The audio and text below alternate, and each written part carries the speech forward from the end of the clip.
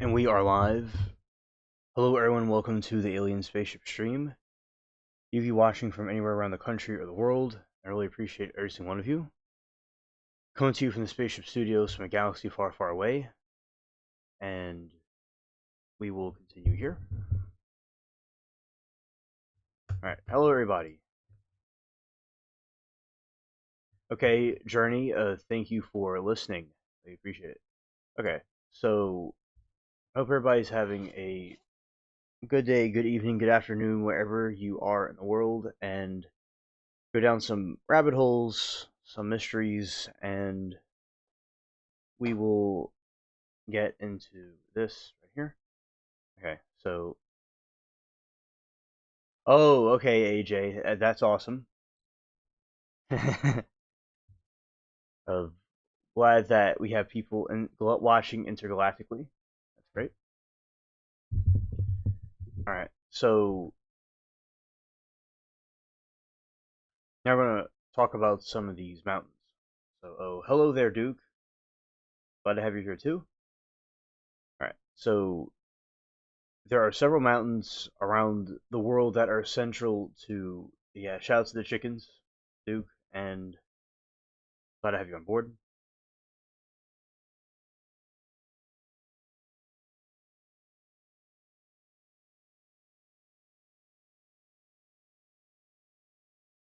Just got done with the BB at Lake with, Journey, that sounds very fun. Glad that you did that. Sounds like a wonderful time, indeed.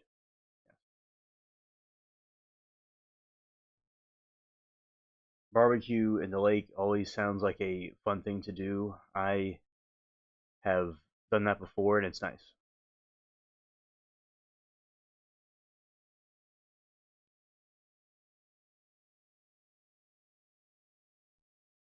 Yeah, the world is built like a circuit board theory. I like that one. That's something we could look into as well, AJ.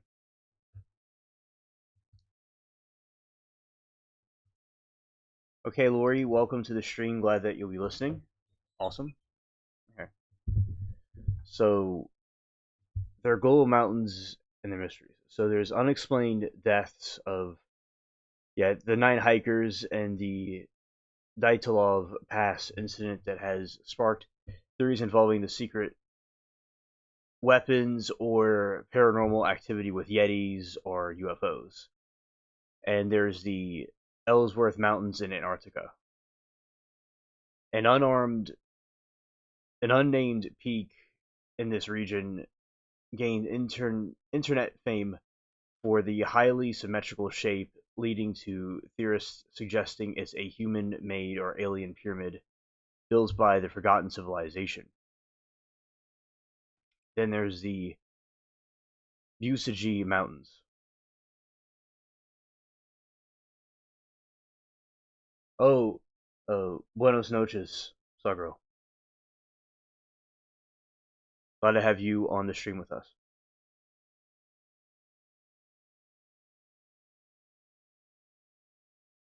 And oh yeah, Darrell Brooks. Yeah, I remember him. All right. The Busigi Mountains, also known as the Sphinx Bustini. This rock formation is rumored to sit on atop a cave guarded by imperceptible force field. Theories claim that it contains a library of all of the humankind's knowledge of the CIA and secret forces have tried to penetrate its energetic treasures.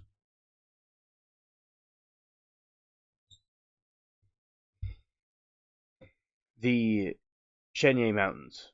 So while known for its housing a high security, no, while it's known for housing a high security NORAD facility, local lore has conspiracy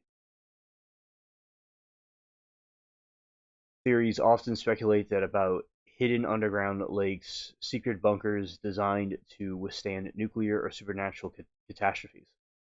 Yeah, because definitely a lot of these mountains, I think, have more to it than meets the eye. Besides it being used for the government facilities, I'm sure there's much more technical and natural attributes to it than what we're being told. And Stargirl says, Darrell Brooks made me nervous because he's so weird. Oh, Darrell Brooks certainly is very bizarre. He he has no conscience to him, and he was full of theatrics, and he was completely out of touch of reality about what he was, experiencing and what he did to other people. The lack of remorse and empathy for others was very strange. But he definitely, I think, just made a show out of it and is in complete denial about everything he did. All right, so what we are talking about is we're just going down rabbit holes of various different, things. Right now, we're talking about conspiracy theories about mountains at the moment, doing some deep dives.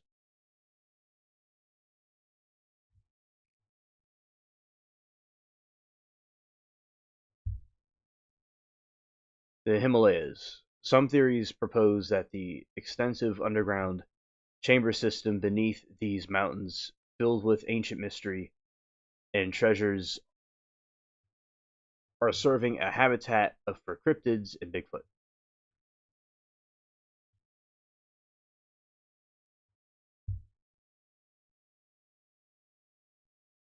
Oh, hello, Beans. Glad to have you here. Welcome to the stream. It's nice to see you here. All right, we're going down different rabbit holes of things about mountains and various places like that. All right.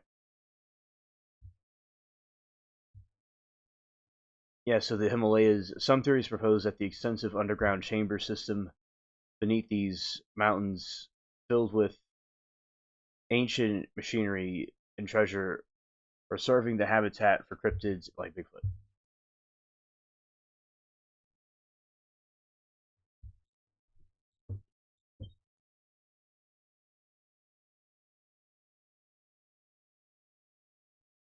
Oh, okay, understood, Togro.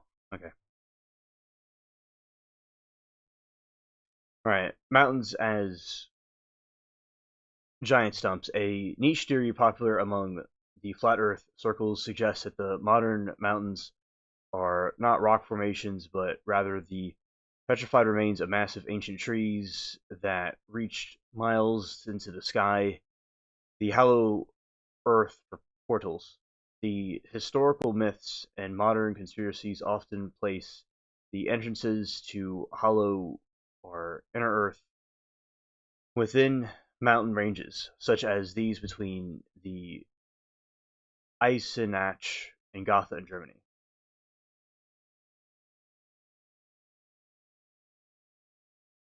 All right. Journey says, I think we got the Himalayan salt from giants that were petrified thousands of years ago.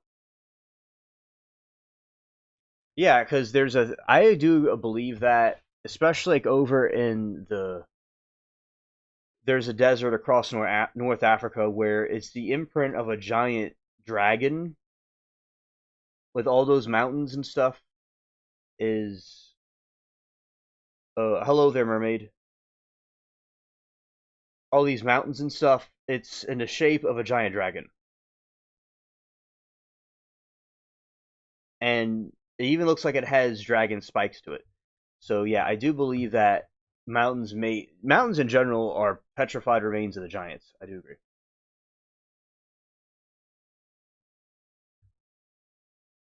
And let's go this way.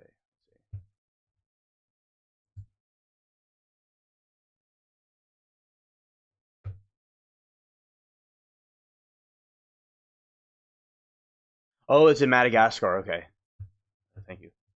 So let's see this one.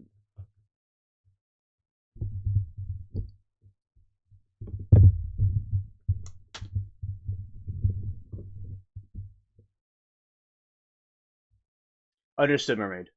Okay.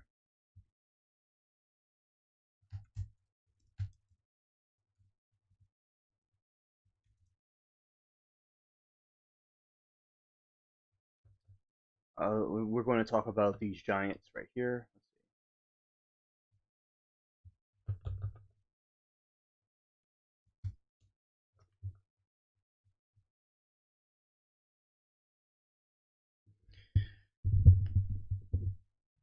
Right. Now this is the theory that suggests that mountains and rock formations are actually the corpses of enormous beings such as the biblical Nephilim or mythological titans who were petrified possibly during catastrophic global flooding.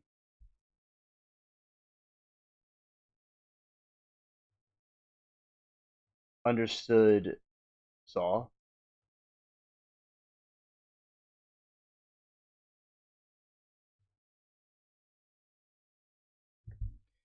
Right, and truly doing not going stuck and pull together. One of the friends is missing. Honestly, scared. I've been sick for weeks. It's been awful. Oh, oh yeah, Mermaid. That is very messed up, and I hope everything gets resolved as soon as possible. Uh, thank you for letting us know what's going on, and we're here for you. And Bean says most petrified giant trees, most got cut out down, and some broken off. The volcanic type are different. They're simply a type like human pressure hold the earth, and they're build up over time. Yeah, yes, beans. I do agree with you.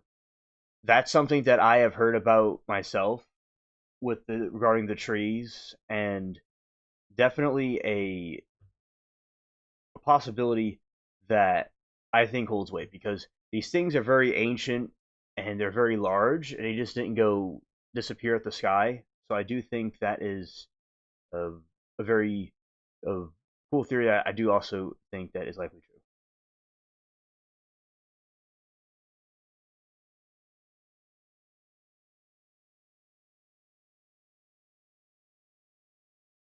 Mermaid, praying for Jenny. Okay, that is uh, really really horrible.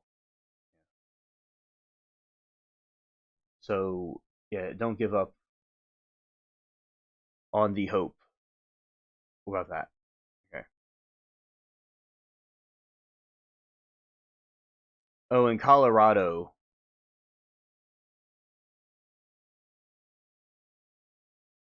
yeah, in the Himalayas.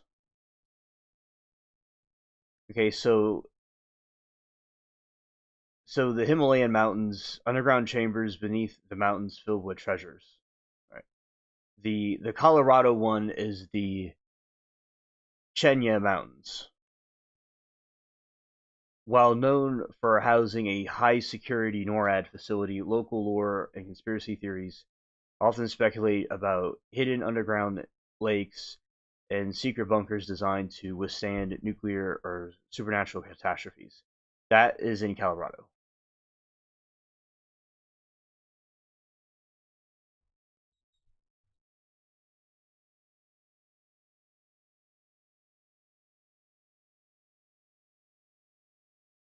Oh yeah, Duke, and those are the remains of the giants that used to exist, by the way.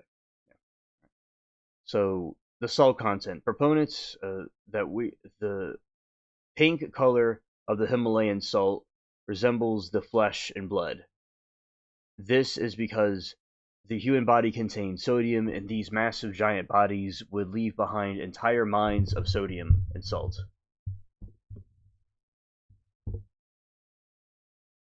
And Bean says can't pick and choose what to believe in the Bible. Either you believe in the whole thing or not at all. Exactly. Yeah, I don't. I believe that we have to believe in the Bible and these things in its entirety, and not dividing it up. Right.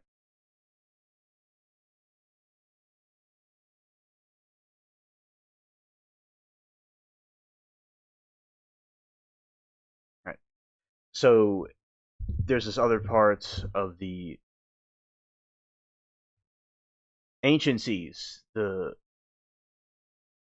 Okay, and so that is basically the explanation that the Nephilims that were left behind left all this salt, and that's what they did during these giant entities.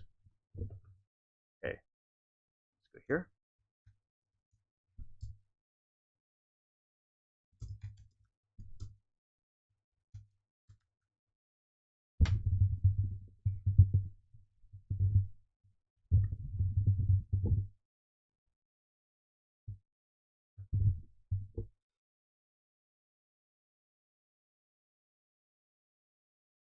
Now, the biological tissue did not rot, instead, it turned into a stone through cold process petrification, and that the minerals in the mud replaced through the cold process purification, that they believe that the minerals mud replaced soft tissue, leaving behind perfectly preserved organs and limbs of massive scale. The salt is meat. The claim is because the Himalayan peak salt has a fleshy color to it, contains minerals found in the human body, and theorists argue that the salt mines are actually dissected remains of giant muscle tissue or blood.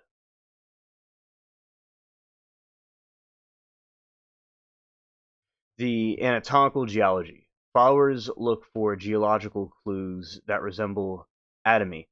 Example, they might point to a red sandstone or a petrified blood, or argue that the layered rock strata actually is mucus fibers or layers of skin.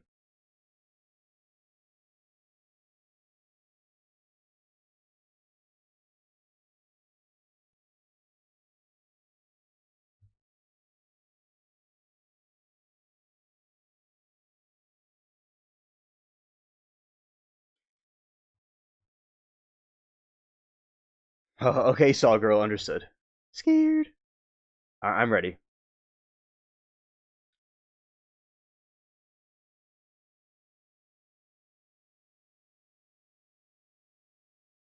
All right, and the anatomical geology. Followers look for the geological clues that resemble the anatomy. For example, they might point to the sandstone's purified blood, or there might be layers of rock that are actually muscle fibers or layer skin.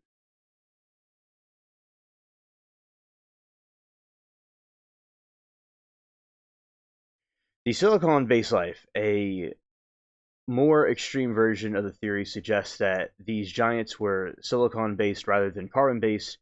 This would explain why their remains look like quartz crystals or granites today. A silicon based life would purify differently than we do. The no force connection, this overlap with the giant stump theory that we believe the mountains like the Devil's Tower are actually severed stumps of giant trees and salt deposits that mineral rich sap or pulp left behind.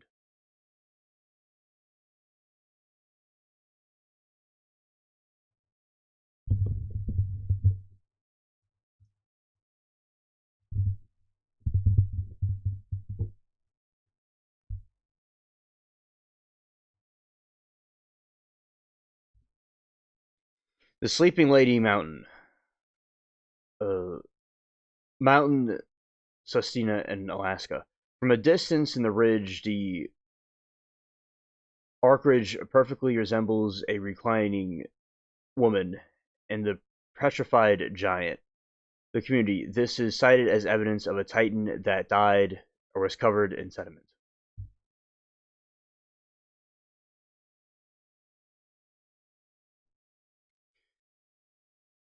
Devil's Tower Mount. While geologists identify it as igneous intrusion, theories often compare the hexagonal columns to the cellular structure of giant tree stump or the muscle fibers of massive severed limbs.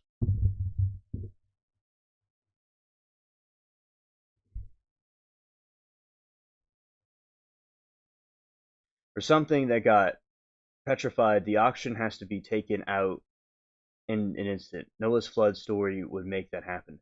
Yeah, because with when the flood happened, it would take away the oxygen of the people in it that are and the other creatures, the abominations that were drowning from the water. So yeah, that certainly would take out the oxygen immediately. Exactly.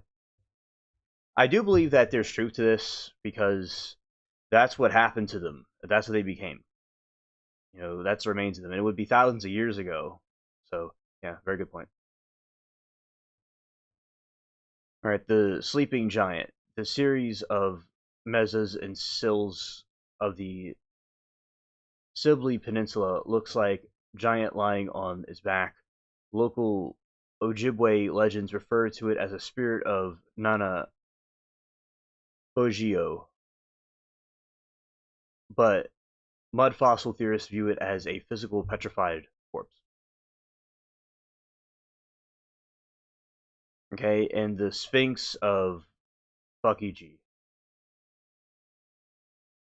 High in the Busiji Mountains, this rock formation looks like a humanoid head. Theorists believe that either a carved mountain or a petrified head of an ancient giant guarding the secrets to underground chambers.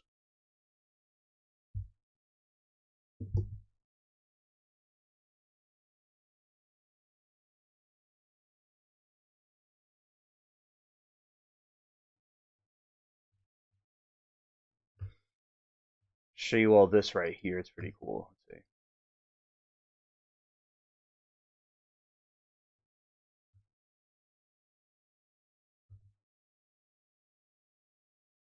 Yeah, looking at these mountain structures is crazy. I mean, they look like, giants that are ingrained inside these mountains. Definitely. Like there's the Shotsmere Toodles. Shotsmere Toodles. Right. And there's the Sleeping Lady Mountain in Alaska.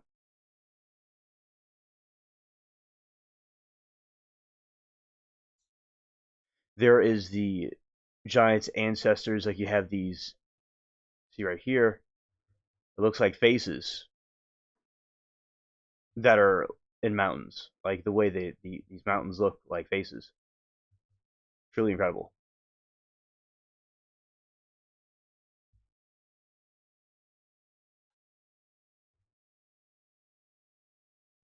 And this is the Devil's Tower, world's largest petrified tree.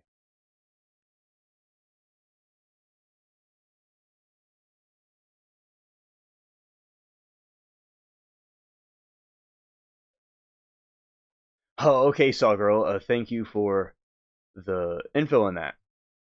I see. Weird.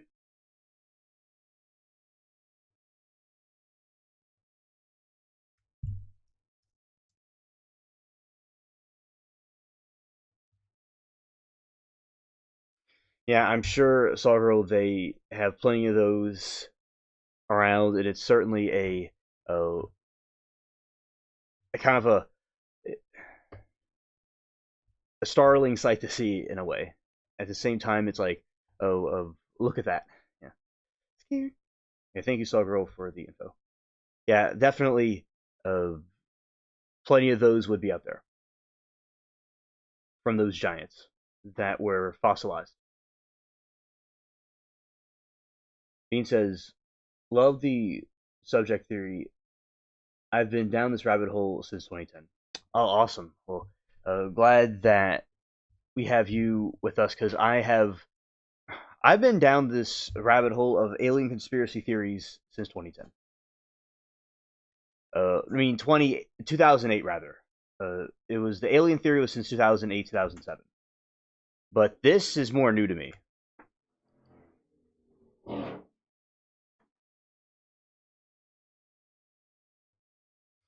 This is one that looks like a literal hand.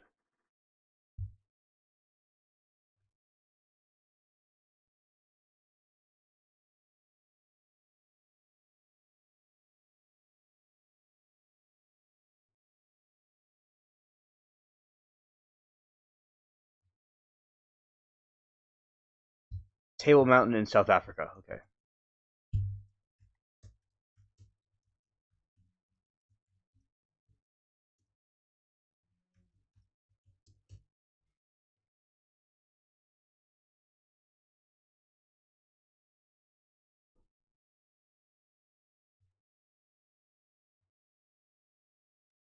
Okay, let's go this way.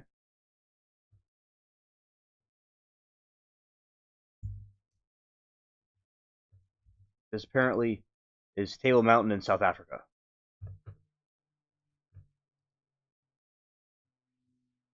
That's pretty cool.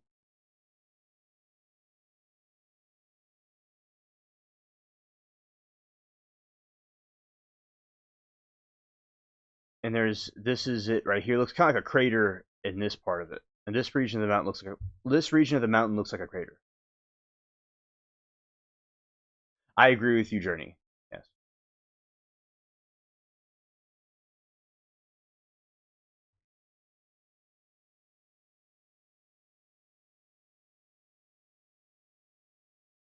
Oh, Sawgirl, that is a nice gift. That's a nice gift.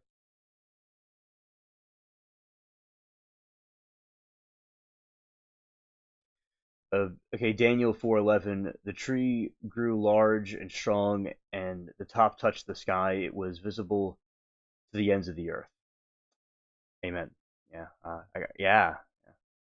Because everything like is the Bible is true, like what it's saying. Oh, hello, Roman. Welcome to the stream.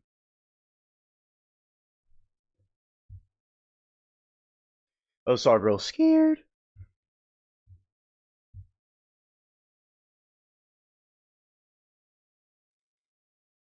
Ah, okay. So it looks like a cut tree. Yes, it does look like a cut tree.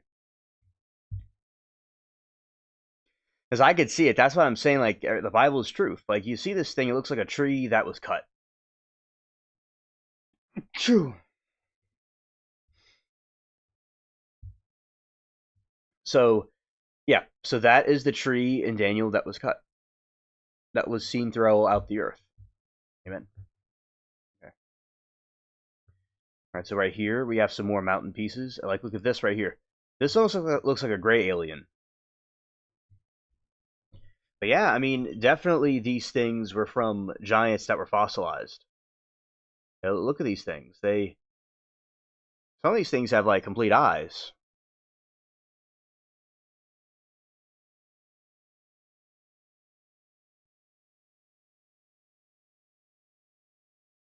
and human parts.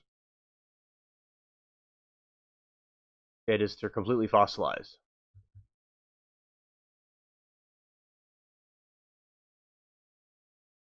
Oh, thanks, Beans.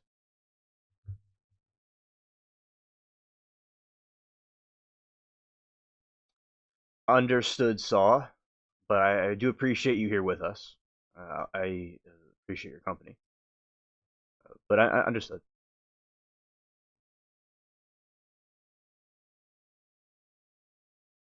Yeah, definitely skeleton heads.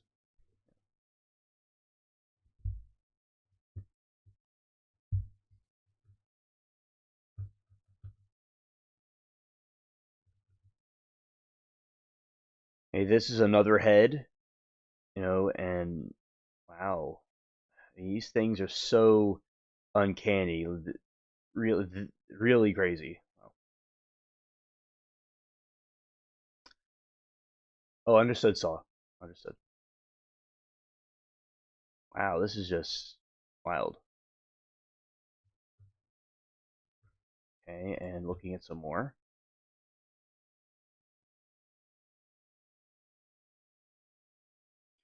This looks like a whole cluster of people in the rocks that were fossilized. The Nephilims.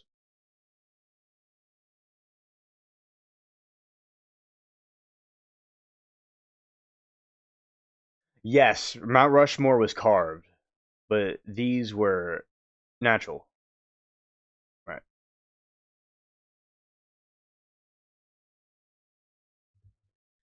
Yeah, they're naturally put there. Well, a great flood actually happened for it to be put there, but yeah, it's more natural than the other ones.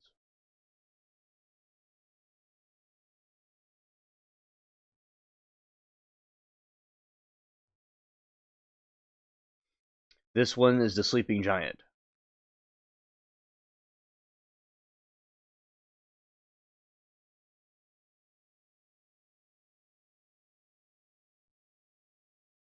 Yeah, carved like a turkey. Yep.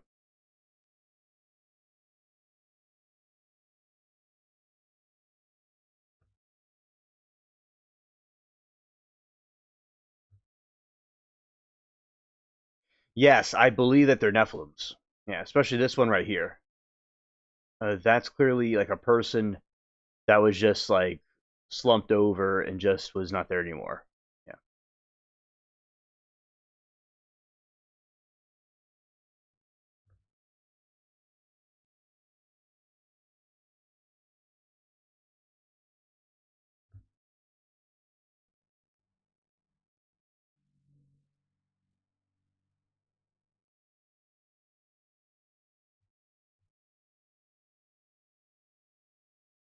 Okay.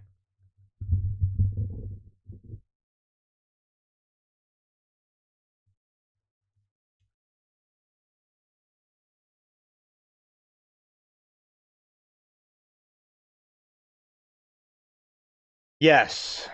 Okay. I'll do it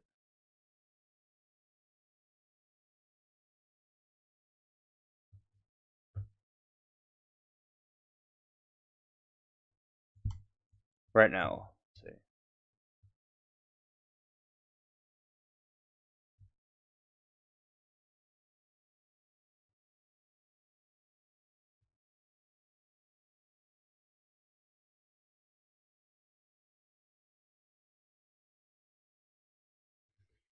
Bean says, Alien, when you go on Google Earth and see these mountains from above, all the rivers and valleys around it look like tree branches. Oh, yes. Definitely. Absolutely. Okay. Let's see.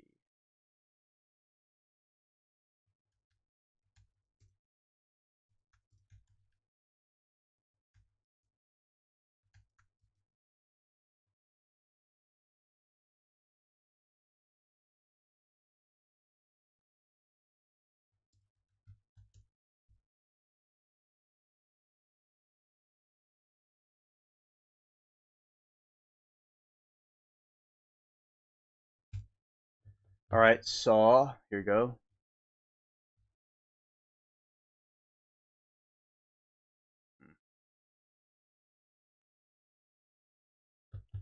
We're going to have to shorten this link.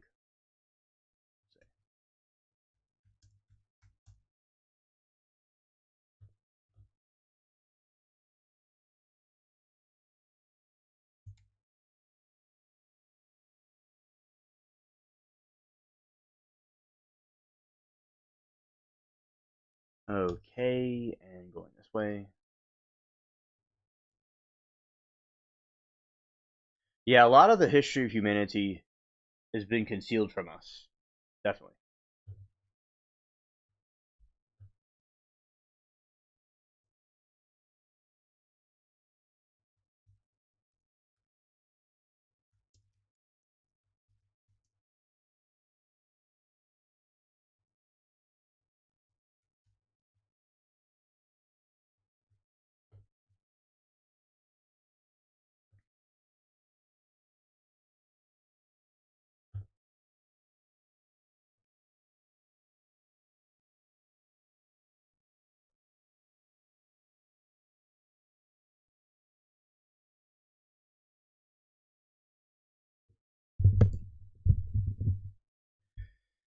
Theories use of technique called atomical geology to identify.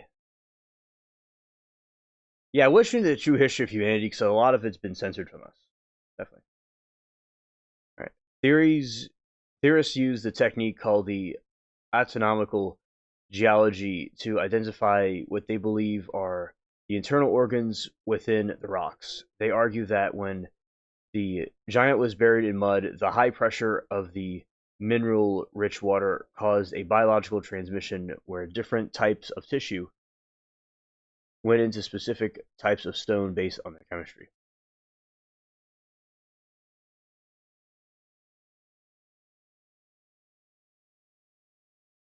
Oh, okay, Beans, understood. Heart and lungs. Theorists often point to the large reddish boulders are chunks of jasper. Scared. Roman. Theories often point to large reddish boulders are chunks of jasper and ironstone because these minerals are rich in iron, and they claim they are the petrified remains of blood soaked organs like heart and liver. Intestines and brains, coiled or folded rock formations like certain types of cert or conglomerates are often identified as fossilized digestive tracts or brain matter. They look for flow patterns in the rocks and mimic biological tubing.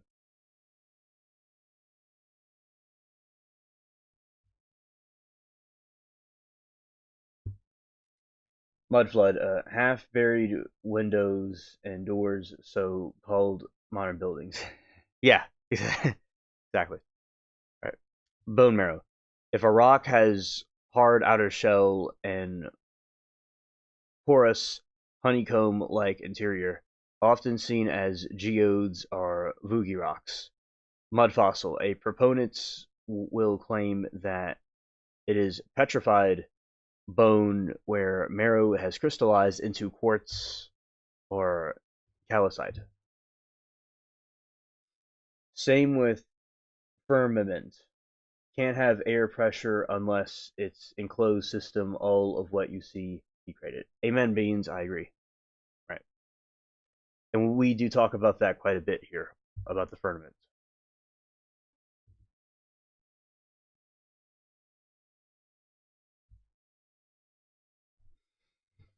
Vascular systems, small holes are tubes, and rocks are interpreted as fossilized arteries and veins. And it's the way the water flows through certain rock layers is proof of the ancient petrified circulatory system.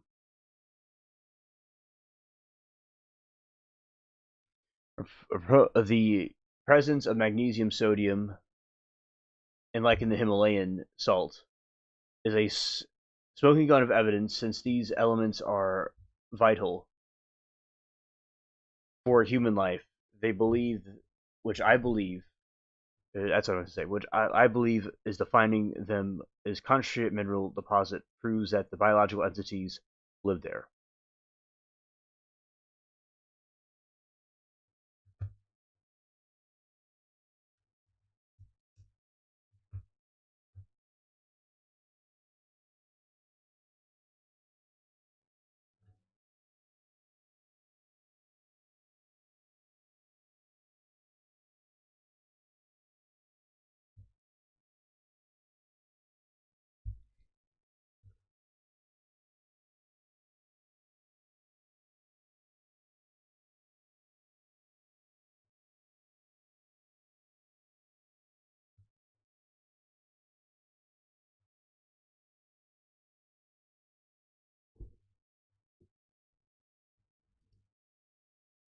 Muscle fibers versus sediment strain. So we compare the thin parallel layers of muscle tissue to the foliation found in metamorphic rocks, or the layering of sandstone.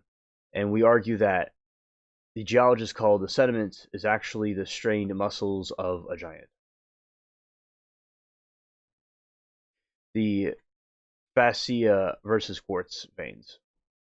And anatomy fascia is a thin white sheath of con- connective tissue. Theories point to the white quartz are calcite veins cutting through the darker rocks, claiming that these are petrified remains of the structural wrapping around the muscles.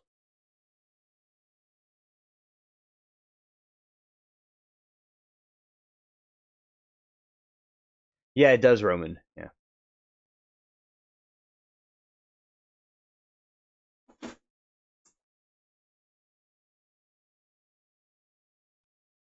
I do agree, Beans. Absolutely. Blood clots versus red jasper. The dark red smooth stones like red jasper or iron-rich hematite are frequency compared to fossilized blood clots. They look for scab features, when they're exploring them, and surfaces of rocks are proof of the ancient world.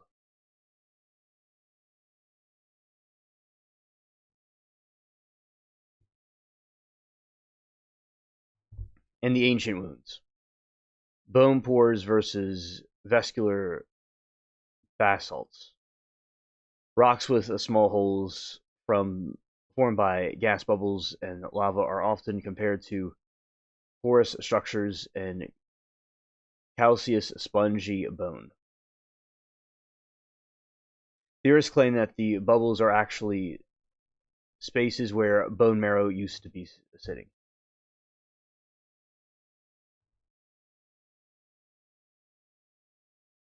Skin pore patterns versus the hexagonal facet. The massive scale of the formations, like the Giant's Causeway or the Devil's Tower, are compared to skin pores or cellular structures. They argue that the hexagonal shapes are biological geometry that naturally occurs in scales or skin cells.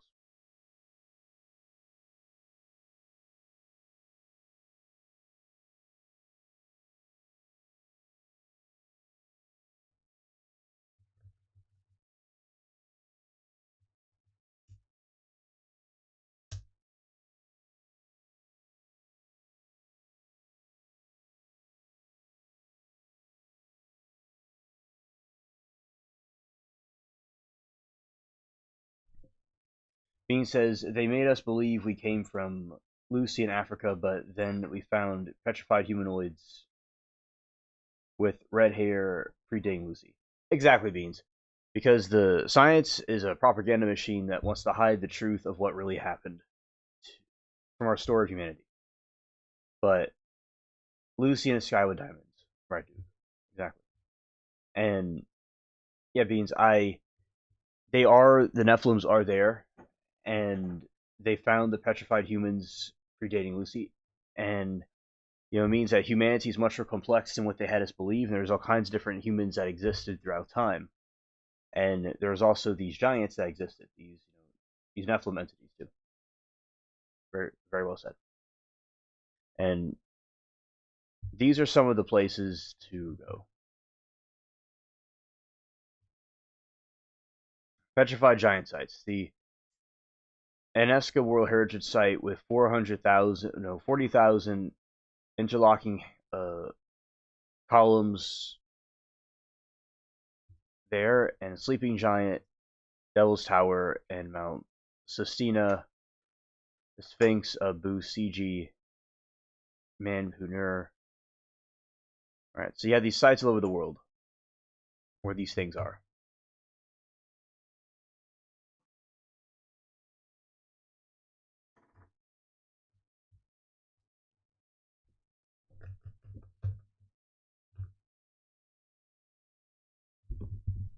But yeah, Nevada would be a great place to visit also. Yeah.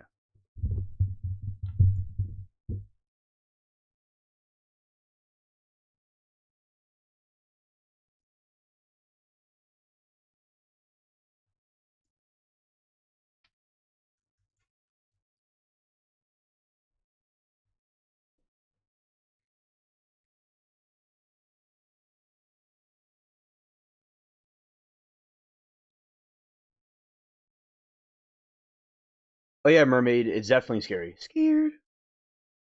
And people that are, those people that have that height to them have some Nephilim DNA in them. Legend of the Lovelock Giant centers on Lovelock Cave in Nevada, where tribe of cannibalistic red-haired giants known as the CT allegedly met their end.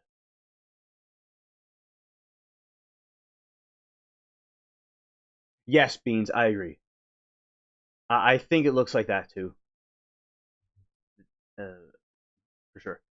Roman said, I remember watching YouTube short and the aerial field a new top mountain that trailed off the shape of a sleeping woman, as if someone ancient Titan goddess died on the spot surrounded by snow. Yeah, because that's basically what happened. The Titan, you know, during the flood or whenever it just passed and there and was like fossilized. I definitely think that the Grand Canyon looks like mine queries. Yeah. I've seen the mines in Australia, and that's what it reminds me of, but on a much larger scale.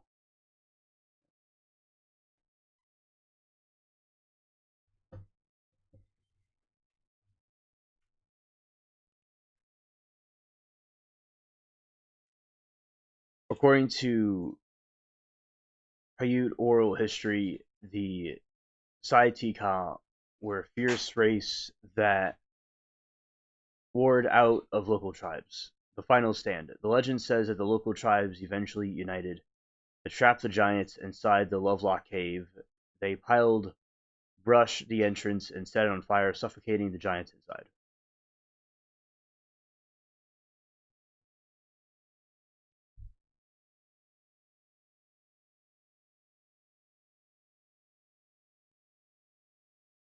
The physical traits. They were described as standing between 7 to 10 feet tall, sometimes even 12 feet tall, with distinctive red hair.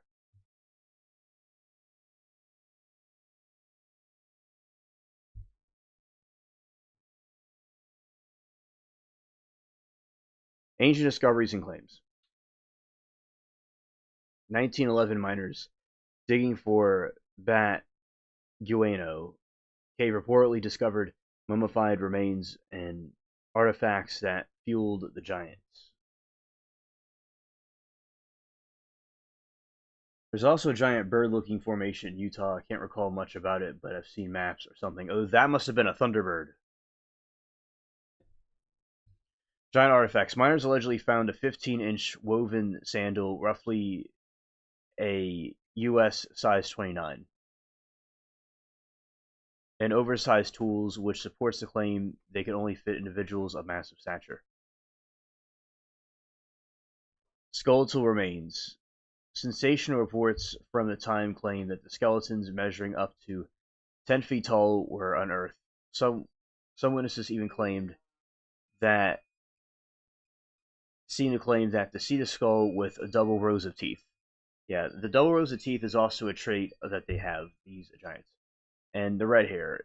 Evidence of mummies were found with actual red hair, though scientists explained this is the natural post-mortem chemical reaction where dark hair turns rusty red due to soil conditions and decay.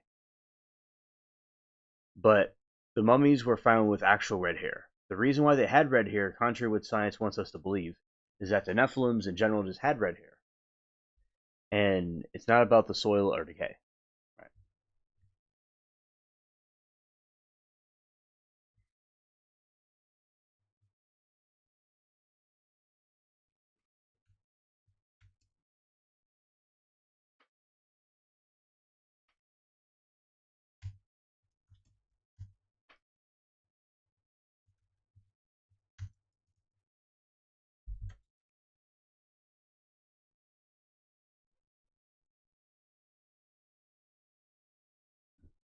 All right. There's a specific rock formations that looks like a bird in a famous archaeological debate about the the winged monster also. There's the Goonie Bird Rock. The Goonie Bird Rock is the giant bird formation in Utah that is massive sandstone spire near Moab. It resembles a large sitting bird with the albatross and rooster. This is one of them. A rim of Little Canyon assembly of the Gemini Bridge's Jeep Road activities. It is popular stop for the roadsters, the hikers. Winged Monster, a of Black Dragon Canyon, a modern controversial bird formation that is set of the pictographs in Black Dragon Canyon that spark conspiracy theories, everywhere. Yeah, shout out to all the Bean says shout out to all my Goonies. Facts. Facts. Shout out to the Goonies. Thank you. Beans.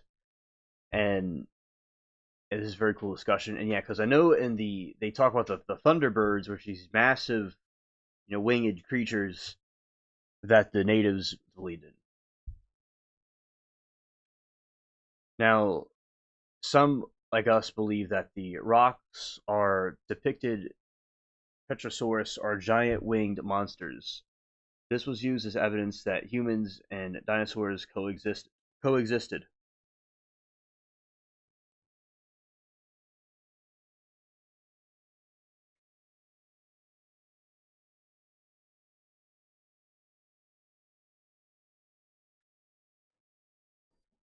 Right.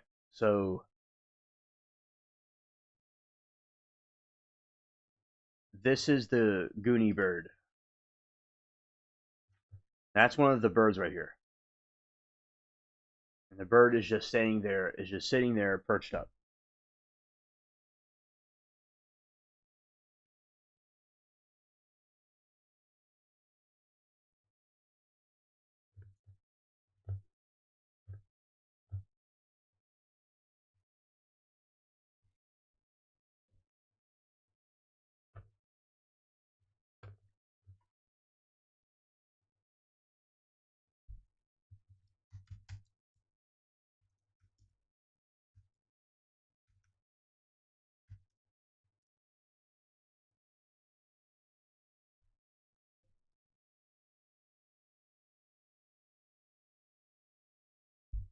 Now, the thunderbird is one of the most powerful and cross-culture spirits in North America. The indigenous mythology typically depicted the colossal bird that controls the upper world and weather. The flapping of its wings is believed to create a thunder while lightning flashes from its eyes or beak. Protectors and guardians. Many tribes, such as the Lakota and Ojibwe, view the Thunderbirds as noble protectors of humanity who wage an eternal war against underworld spirits such as the Great Horned Serpent or the Un Unske Helia. Weather control. They are seen as given spirits that bring essential spring rains to nourish crops, though they can also be destructive using storms to punish those who break moral rules. Bean says, random thought, but if humans were giants and trees, also if they coexist as dinosaurs, the dinosaurs were the size of lizards then. Lizards to them. Yeah. Yeah, to them, the humanoid Nephilims, the dinosaurs were like lizards or, little types of creatures like that. Dog, it could be snakes. That's certainly what that looked like to them too.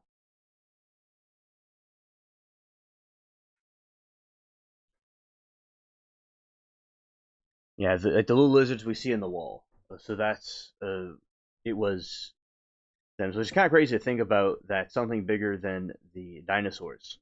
So yeah, you could just pick up a T Rex or one of those things like that. Yeah. So that's a very good thing to think about because uh, they were seen to us as giants, and then those things are even bigger than that. So yeah, that was their lizards.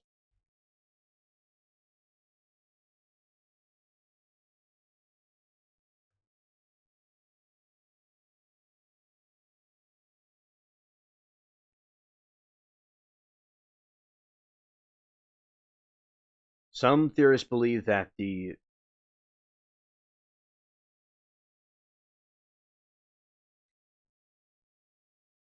yeah T Rex to them was like a gecko, right? Yeah, maybe they had pet dinosaurs. And I'm sure they may have had like a little box or something where they had pet dinosaurs too.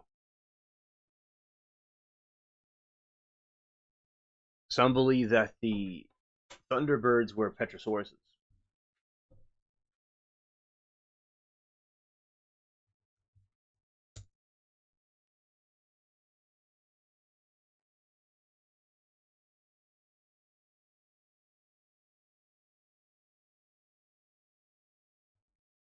There is these are alleged sightings of this type of thunderbird. It also may have be known as a pterodactyl.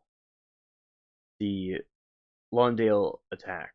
The three boys of Lawndale reported chasing by two enormous birds. One bird allegedly clamped in its talons until 10-year-old Merlun Lowy, lifting him about 2 feet off the ground and carrying him over 30 feet before his mother chased it away. Witnesses described the bird as a all black with white ringed neck, 10-foot wingspan, similar to the Andean condor.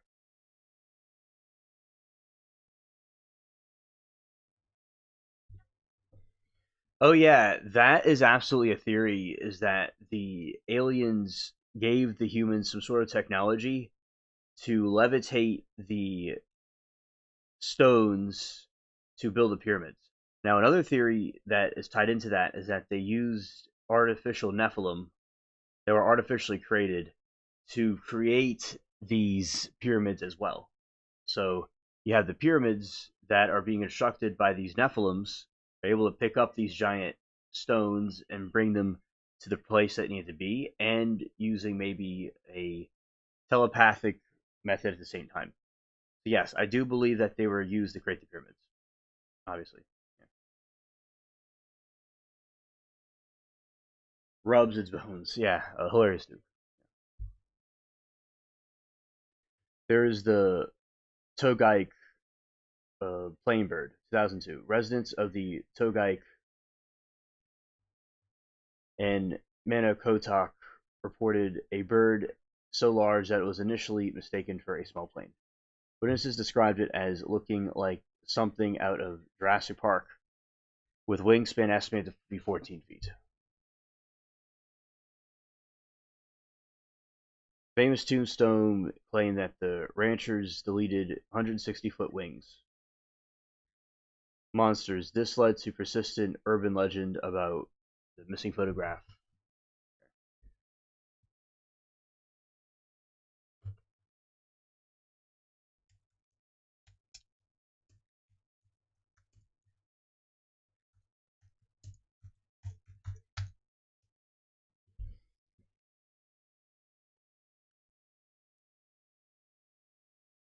All right, this is about them building pyramids.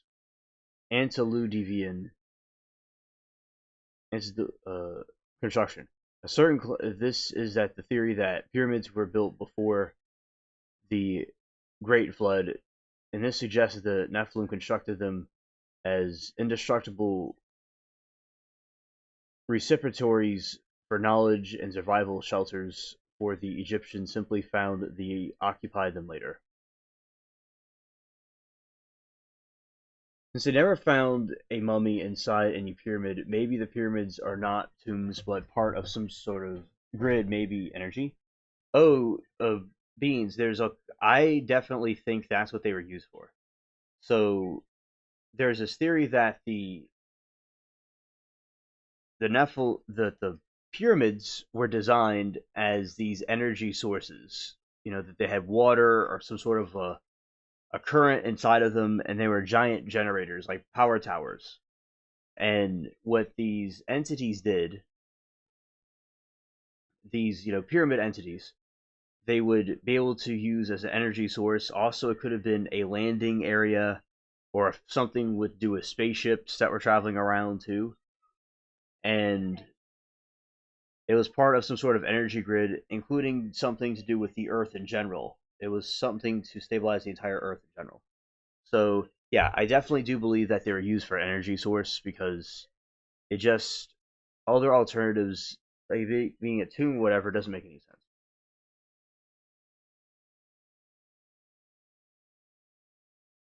Oh, Duke said pyramids were under seawater at one time, salt deposit found inside. Yeah, because they were flooded when the Great Flood happened, because they were there long before they were built. You know, created by Nephilims. Using ancient Arabic manuscripts, and biblical accounts. Some argue that the beings standing 9 to 13 feet tall were responsible for transporting and placing massive limestone blocks.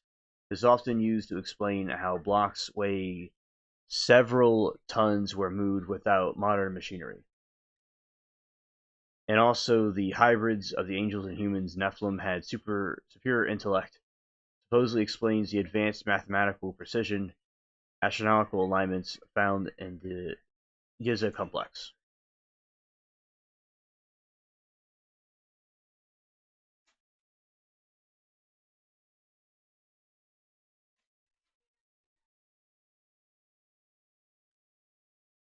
The Shaddai legends, historical accounts such as those from the Sultan al-Mayun in 1820, mention legends of pyramids being built by giants called the Shaddai, the superhuman beings who store treasures beyond human knowledge.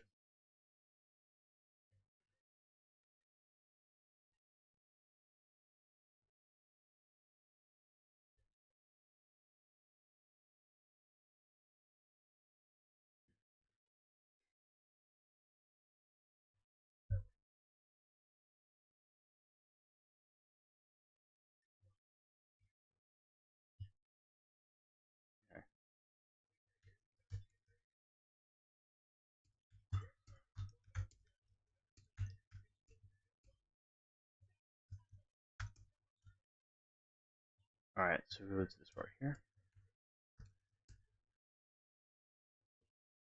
Catacombs under cathedral bones, and you now can take tours the catacombs. Kind of sick. And yeah, a Duke of it's definitely like different cultural traditions that people had. I definitely could see where you think it's sick, and they almost made it into like an art thing out of people. The theory that the see now we're going to talk about theories about the ancient power plants is okay. Here is the piezoelectricity.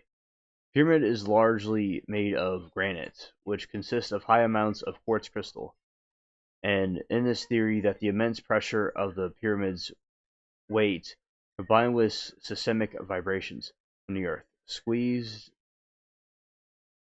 the quartz to create a steady flow of electricity and the piezoelectric effect.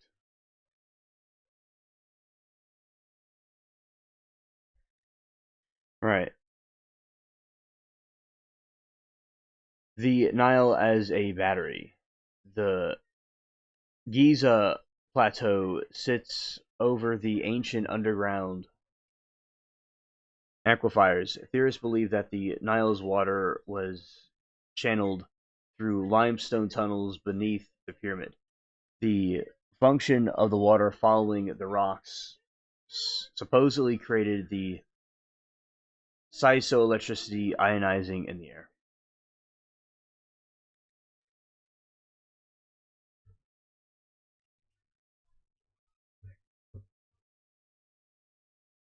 Chemical energy. Some argue that the Queen's Chamber was a mix of room for chemicals like duality hydrochloric acid and hydrotate zinc. This would create the hydrogen gas, which would then fill the upper chambers to be used as fuel as conductors. Wireless transmission. And the King's Chamber was allegedly a resource chamber. The granite beams above were designed to vibrate specific frequencies, the entire pyramid into a Tesla-style antenna that beamed energy to the atmosphere for anyone to tap into.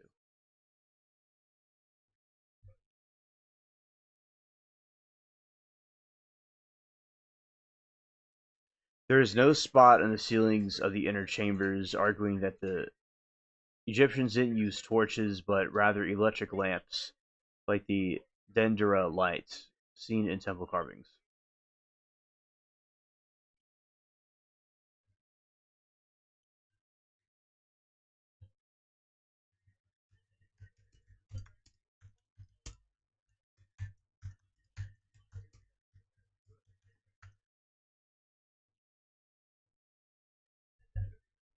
The Giza power plant theory that the ancient technology didn't just break; it was destroyed or decimated, decommissioned, a series of catastrophic events.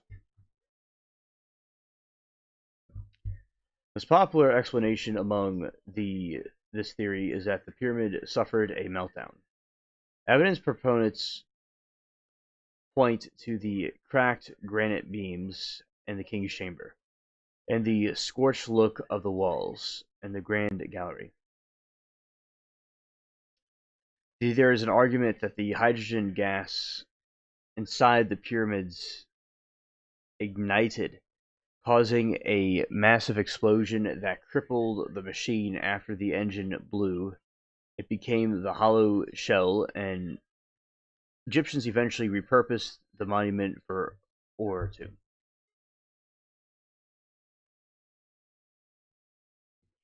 The global catastrophism, the Great Flood.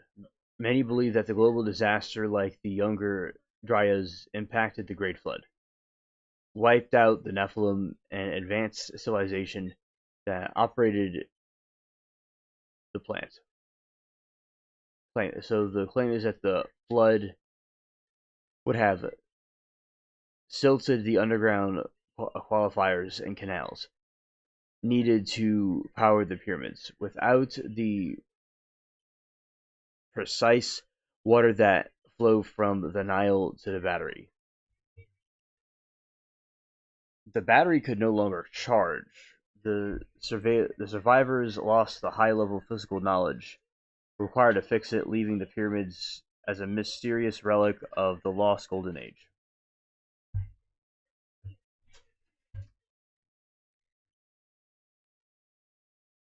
Systemic decomposing strip parts. Even the machine survived the disaster, it was eventually stripped of its components. Casting stones. The pyramids once covered a highly polished reflective white limestone that acted as an insulator. These were stripped off in the 14th century to build mosques in Cairo. The gold capstone. Legends claim that the pyramid was toppled with a solid gold Pyrmodion capstone, which would have acted as the pyramid's transmitter or antenna. The theorists say that this was a stolen antique, breaking the circuit forever.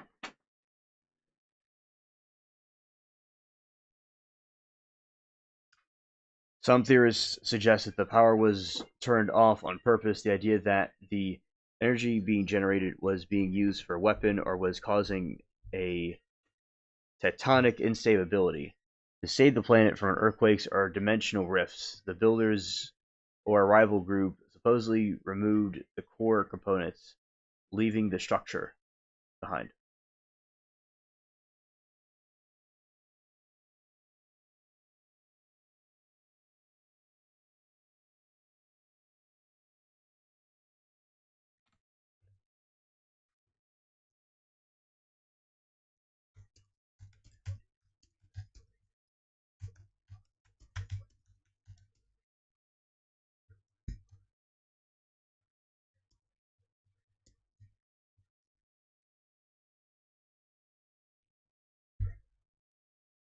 Wireless.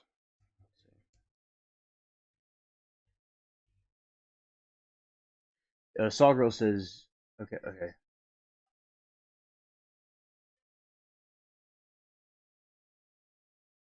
Okay, Sawgirl, understood. Thank you for letting us know about that. Okay, nice. Okay.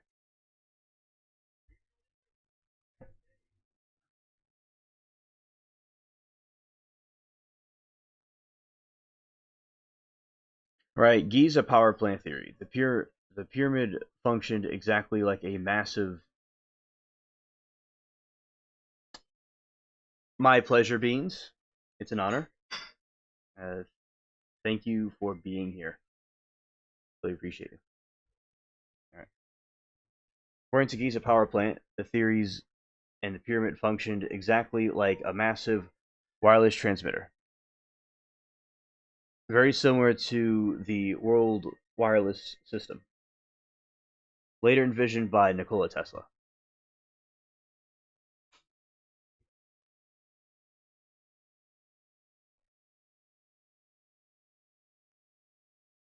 Theory popularized by Christopher Dunn suggests that the pyramid was coupled oscillator, Earth as the engine.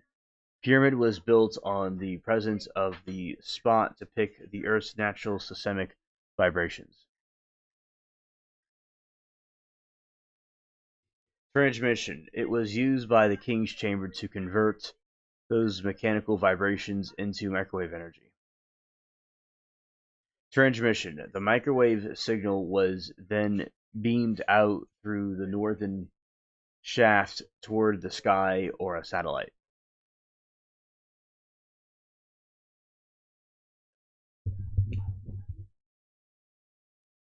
Theorists believe this wasn't just a home electricity for lights, but something much more advanced. Global energy grid. It's claimed that the pyramids and the megaliths around the world, like those in Mexico, China, acted as a receiver station. This created a global wireless grid where energy could be pulled from air anywhere on Earth.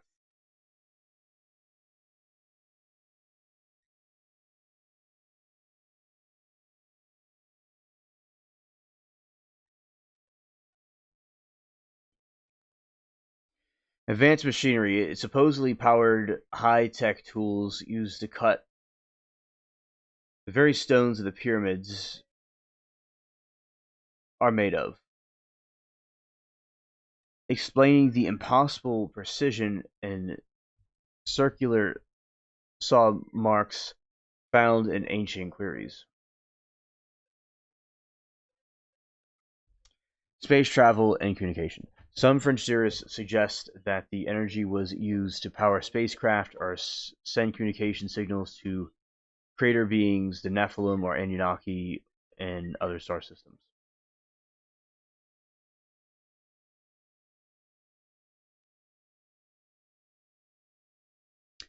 Many believe that the link to suppression of free energy and believe that this wireless power was clean, unlimited, and could be metered to the solid knowledge of how the world increasingly hidden or destroyed by those powers that maintain the global resources.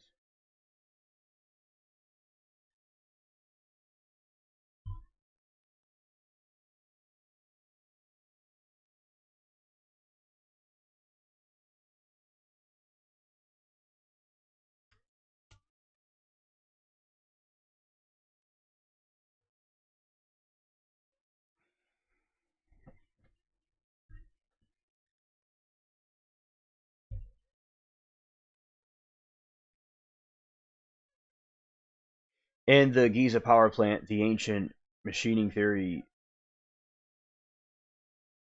certain tool marks the cited as evidence that the builders used high-tech power equipment rather than simple hand tools.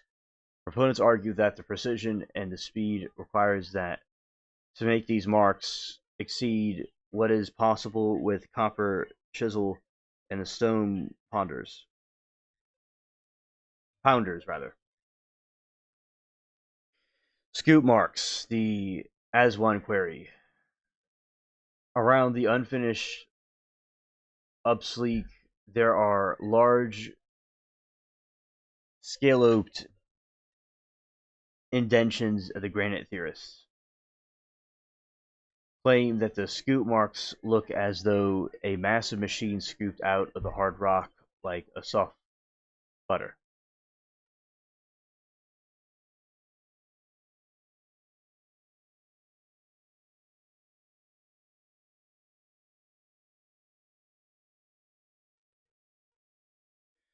Precision.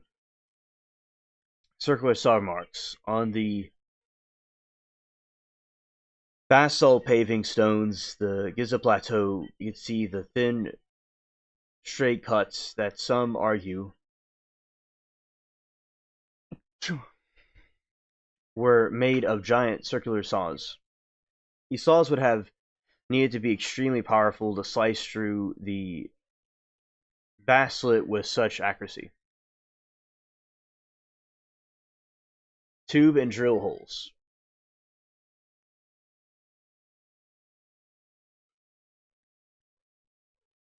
Many granite blocks, they are perfectly circular, hollowed in the holes. Engineers like Christopher Dunn argue that the spiral grooves inside the holes indicate that their drill feed rate was far from any other manual that could achieve.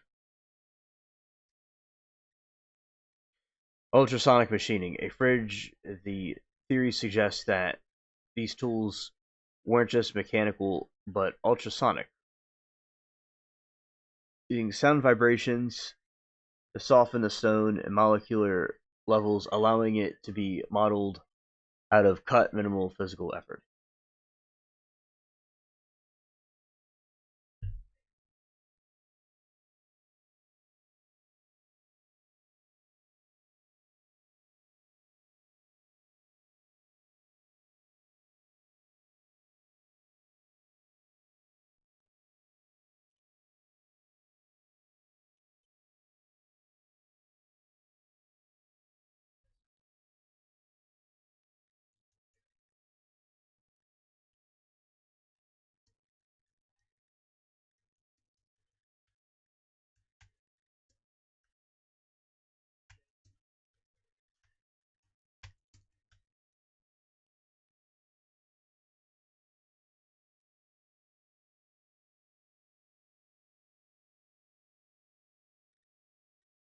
And here's an experiment right here. A Wi-Fi modem designed after the Great Pyramid would contemporarily operate as a resonant cavity antenna. While mainstream engineering doesn't currently use the 6 million ton stone structure for home internet, the Giza power plant theory suggests that the specific design offers several theoretical advantages for wireless signal performance. Nikola Tesla came up with a lot of these concepts, in his uh, inventions. He used a lot of things from native to the earth. Renaissance. The pyramids chambers act as resonators focused on the radio waves. The specific internal pockets, such as the king's chamber.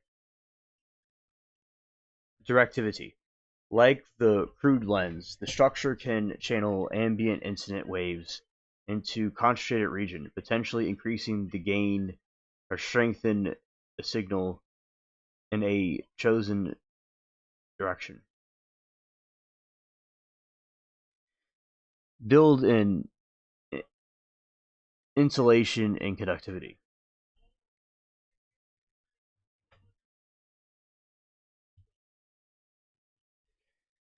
Theory highlights that the specific materials used in Giza designed as an ideal for managing electrical flow. Insulation. The outer layer of the Tura limestone acts as the powerful insulator, preventing energy leaking outside the uncontrollable conductivity. The inner chamber, made of quartz-rich granite, conductive and slightly radioactive. The quartz is also known for the piezoelectric effect that generating an electric charge when under the mechanical stress, such as millions of tons of pressure from the pyramid itself.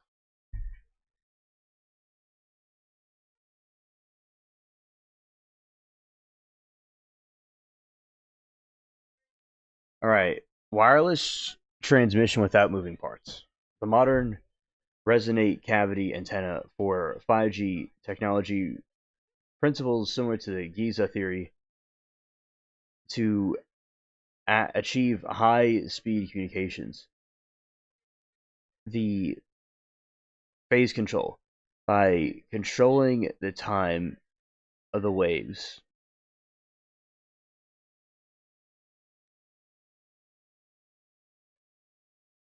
Yeah, you see, that's the thing about these things. It's like the way the pyramids are designed is it's going to produce a much better wireless signal if a modem or something was designed like that than anything we have on Earth, because it was something that was proven to work.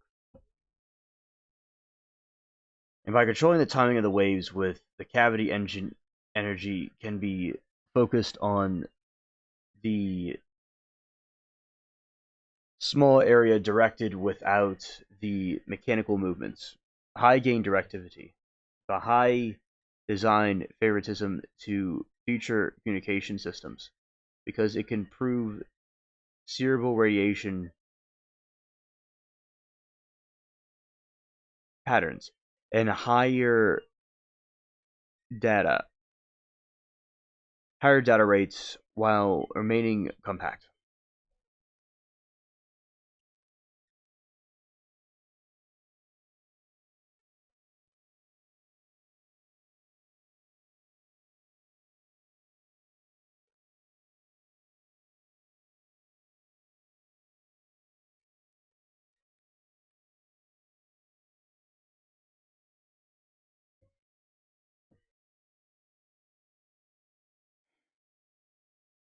All right, so a key part of the Giza theory is that the pyramids dimensions are turned to Earth's natural vibrations and Schumann uh,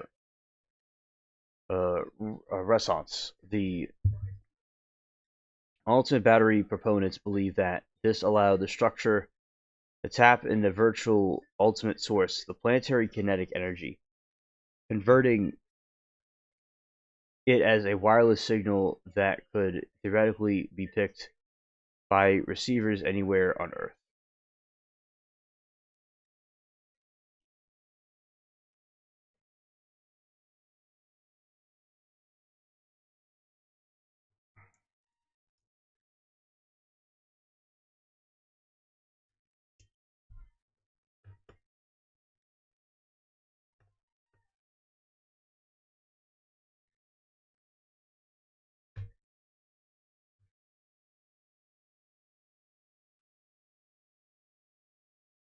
Great Pyramid design: the Tura limestone, a natural electrical insulator that prevents signal leakage. Modified geotenant: direct plastic radome protects internal components while the remaining transparent radio waves. The core is rich granite. Proponents claim that the piezoelectric properties generate a charge. The ceramatic metal, driven by elements, a radiator that converts electricity into electromagnetic waves.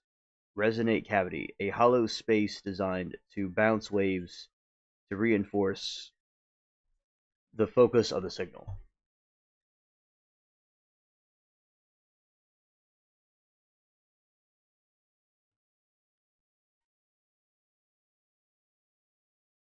All right. The North Sky Shaft theorized that the acts as a waveguides for transmitting microwave energy. Waveguides, fine lines, metallic tubes of lines that direct high frequency waves to a radiating element.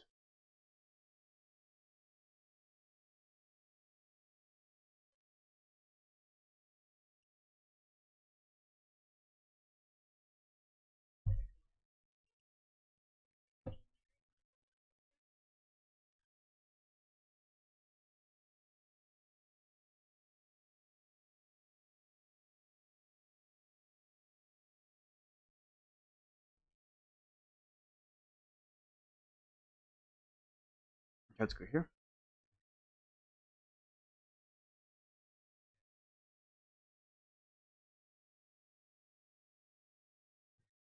Materials used in the pyramid were not chosen randomly, each served as a specific role managing the electric and acoustic energy, much like the components of a modern radio.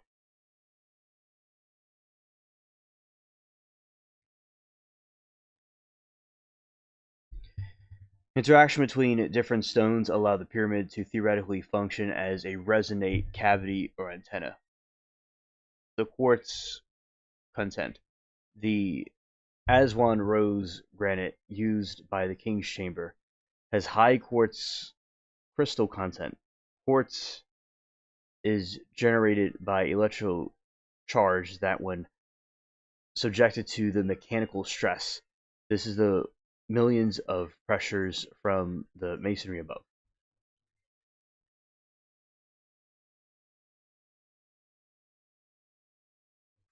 There is one of my friends that saw a UFO, and the UFO seemed to have a quartz crystal on it, and it was orange. So definitely quartz crystals are apparently used by extraterrestrial craft. They've been used for thousands of years. Right.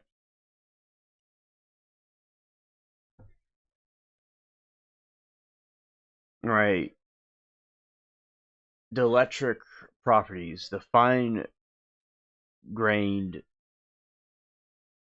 Torah are limestone that originally enclosed the pyramids, act as a powerful insulator.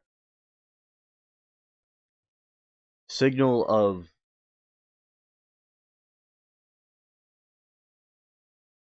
Oh, understood, mermaid, and I'll certainly look at your when you put it out, your video.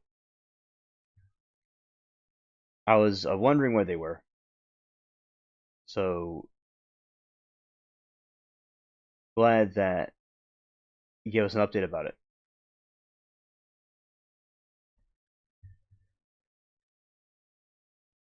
Uses a paving, the Gizya Plateau basalt contains the iron-rich minerals. It's slightly ferromagnetic and can channel or interact electromagnetic fields, especially when moisture is present.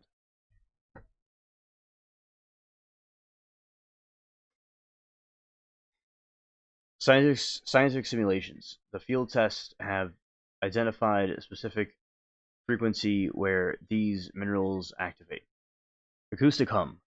The King's chamber has been measured to resonate naturally at approximately 11 hertz to 122 hertz.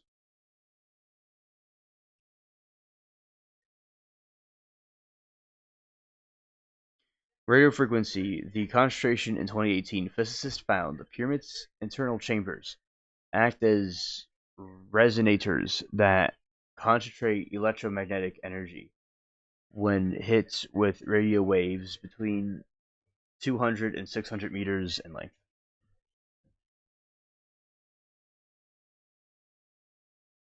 Well, Mermaid, it's good that you have the discipline and the iron frame to understand where you feel you may have maybe you should have uploaded more videos. So it's a a lot of people that don't care about what they're doing won't say that. So it's a it's positive to see that you feel you should have been putting out more. Yeah, I wondered what was going on. Why you didn't? I didn't see any videos from you, but hopefully you put out one tonight, or you will have, or at some point, because I was like checking, see what you're doing, and Duke says the beans possibly was the answer to her question. By the way, so not bad having any content out. Yeah. So there's been times, Mermaid, when I didn't have really much or anything.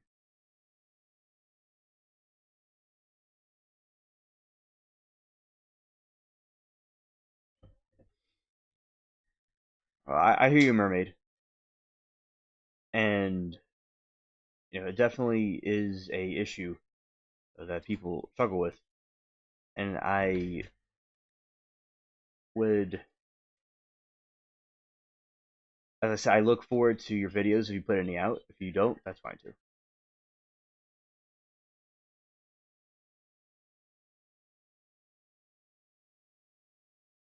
The cycle of poisoning seems to continue. I see. You certainly have superpowers to go through all that and still uh, be here with us. A lot of people would be incapacitated by the poison.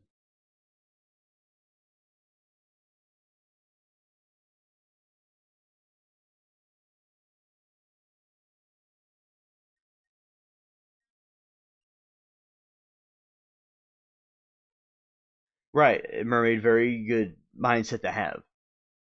I'm glad you're keeping up with your community and not backing down. That is good. Life can certainly be stressful, and sometimes there's not always time for videos. But when there can be time made for videos, that is great.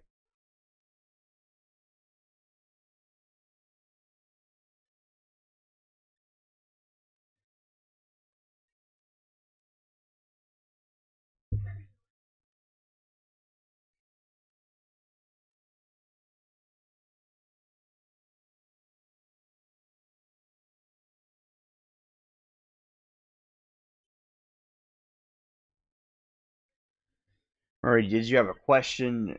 If you had a question about the community tab, you go to community tab and you press community and activate it to show people different things.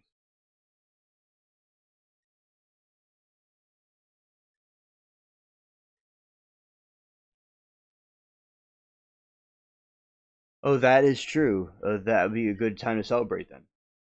You know, Mermaid, I remember when you told me about Subnautica, and I got it right away. And it's a really cool game, by the way. It's really nice. And you told me about that when it was on sale, and I was able to get it. So, you had definitely a good head on your shoulders. You're able to get a deal immediately and uh, tell me what's going on with it.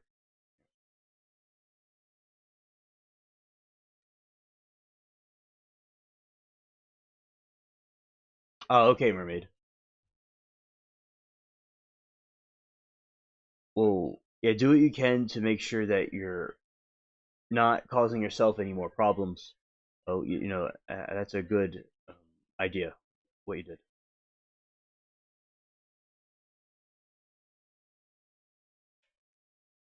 I'd say below zero is almost even better. Oh yeah, below zero is definitely like an alien game. It's like a neon game version of it. Yeah, absolutely.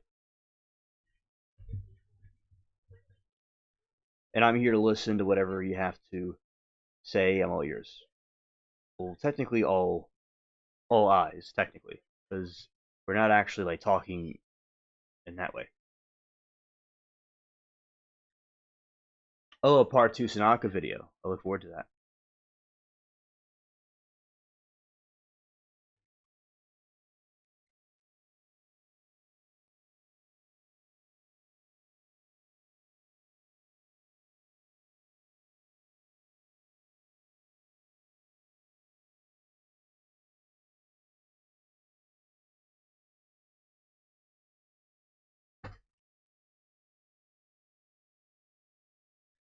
Yeah, definitely crazy times. It's like a movie. Yeah, you live a life that's more interesting than most movies that are out now.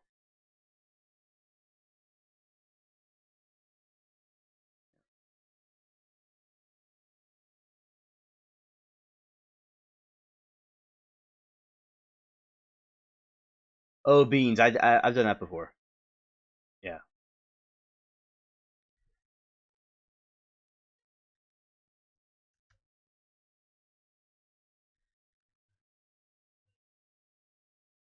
that was fun to do. I used to do that back when I was in like third, fourth grade. We used to draw stuff like that, the S and other letters. I remember in art class, beans. I learned about the graffiti, how to do it in general.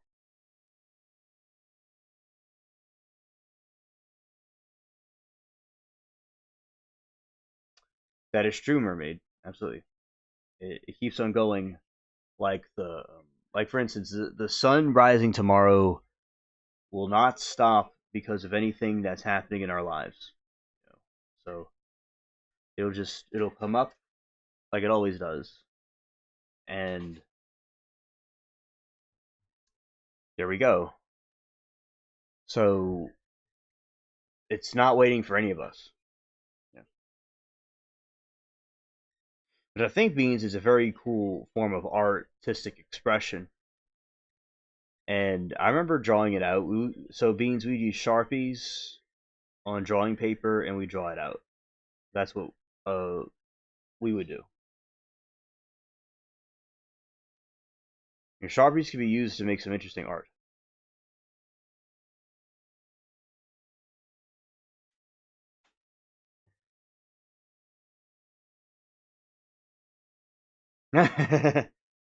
Yeah, mermaid. Yeah. Scared. Oh, hey, Duke. Yeah, Bubbles.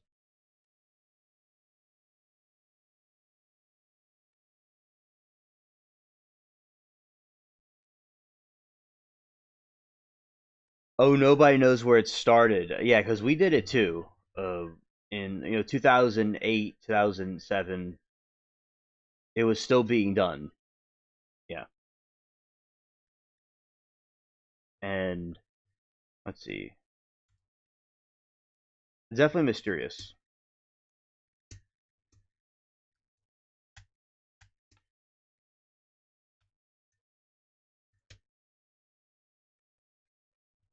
And definitely nostalgic.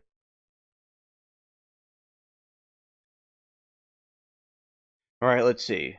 This is going to give us some explanation. The exact origins of the S in graffiti symbol, also known as the cool S, universal S, or the super S, is unknown. But it became widespread fixture of graffiti culture and child lore by the early 1970s, when it's often mistakenly associated with brands or bands in the 80s and 90s. Evidence shows that it has been global doodle for much longer.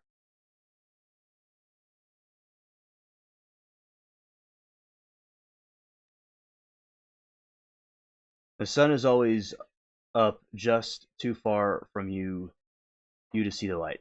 Right. Right. All right. So earliest documents evidence. Graffiti culture in the 70s, some oldest physical proof comes from the photographs taken by John Nair, 1973, showing symbol of New York City walls.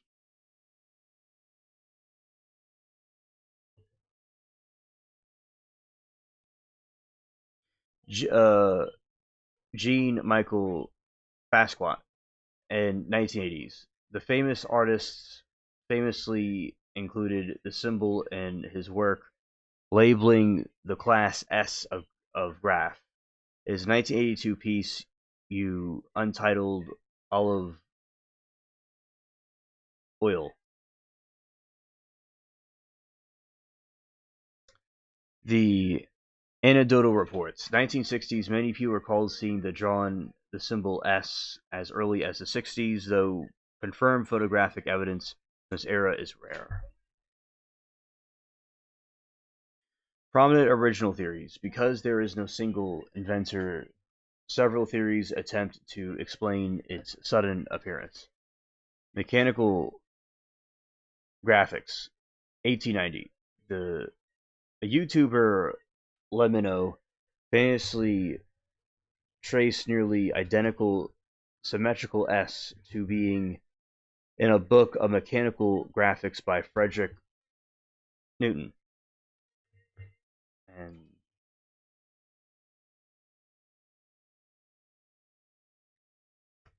and the classic graph of 82, and many people recall the symbol as early as the 60s. I read that already. Okay, so the YouTuber Laminio famously traced the nearly identical symmetrical S to a book titled Mechanical Graphics by Frederick Newton Wilson, who taught technical drawing at Princeton.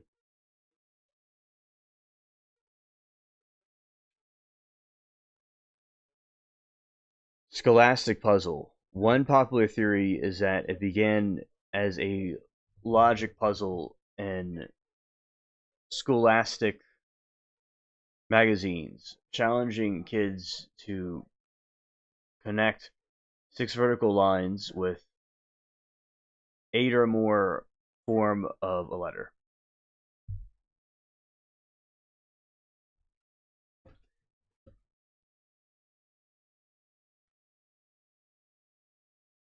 Ancient patterns. Visually similar motifs have been found in the 14th century Egyptian tilework, a 1533 painting called the Ambassadors, and ancient Latvian Dacian symbols to dating back thousands of years. The S is frequently but incorrectly linked to the following: the Stussy. Despite being so-called Stussy S, the company representatives have repeatedly stated it was never an official logo. The Sacred Reich members in the 80s metal bands denied inventing the symbol despite it appearing in merchandise. The Suzuki. There's sharp 1958 Suzuki logo that company has confirmed they did not create an S design.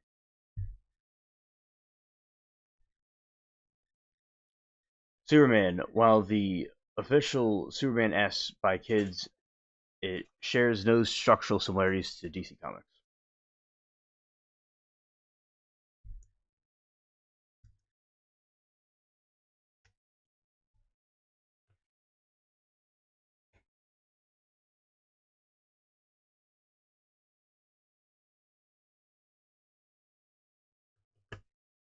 Yeah, so definitely the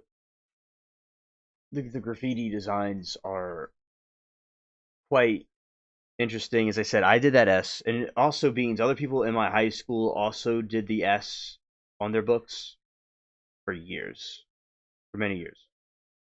Through that whole time I was there, I would see it everywhere.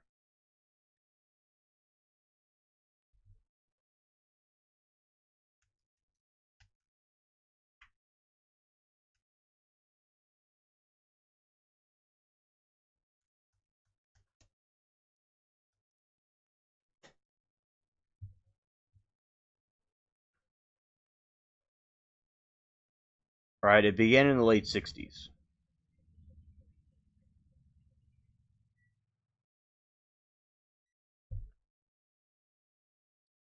Now, there is graffiti evidence in prehistoric ancient Egypt, ancient Rome, and prehistoric caves, where people have 30,000 years ago.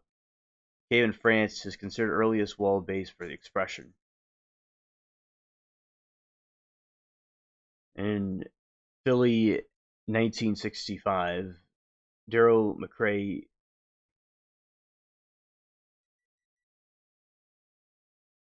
Yeah, I know.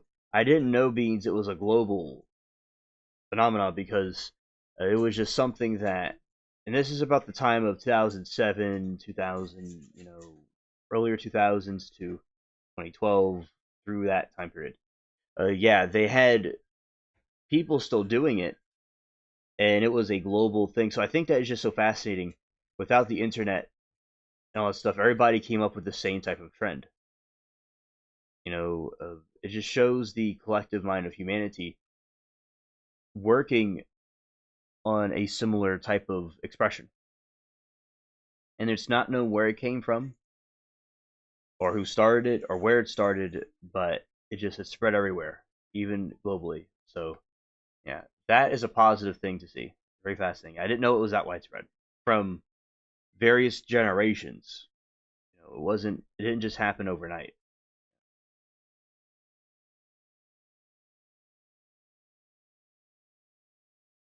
Yeah.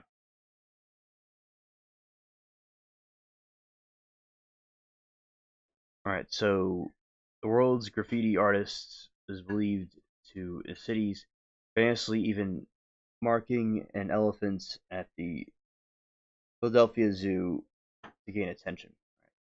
The New York City late 60s.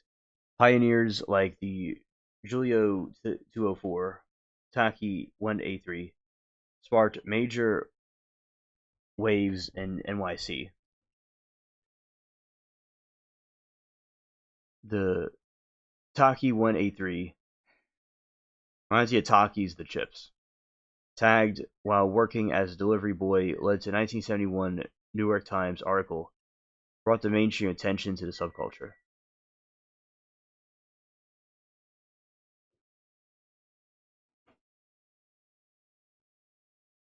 It's in video games too. Wow. As I said, that's really cool that it made its way to video games on the computer games too. In the pools, wow. That is truly fascinating, Mermaid.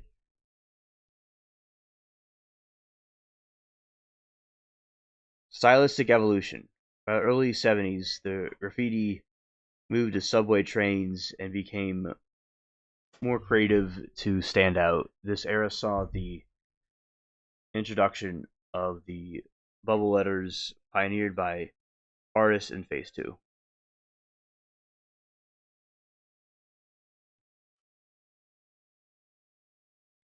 The wild style and intricate style from the lettering, though by Tracy 168.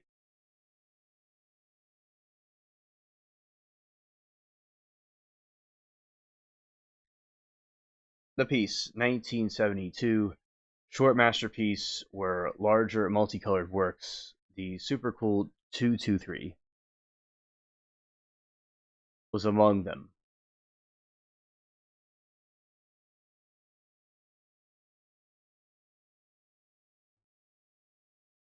See, Beans, that is a very good point because it's possible that the pyramids might be part of a huge system that is part of a much larger building that is all underground.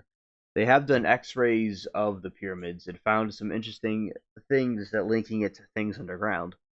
But yeah, it's very possible that it's part of a much larger structure that is internally underground than what we see above it. There's more to it than meets the eye. I definitely do agree with that.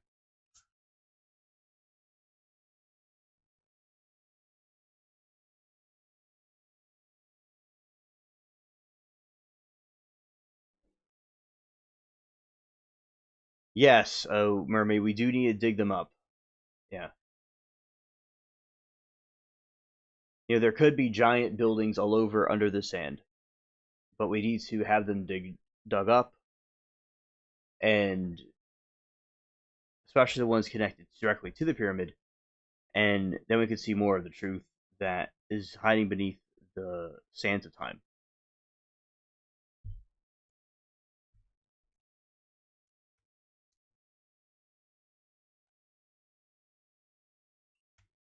But yeah, I definitely understand. Absolutely.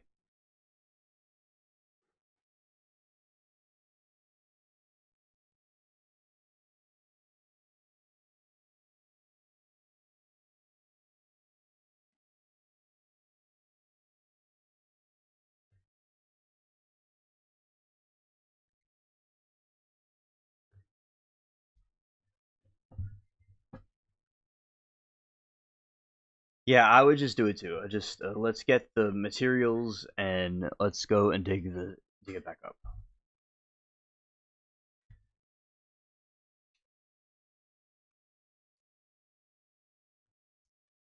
Let's go this way right here.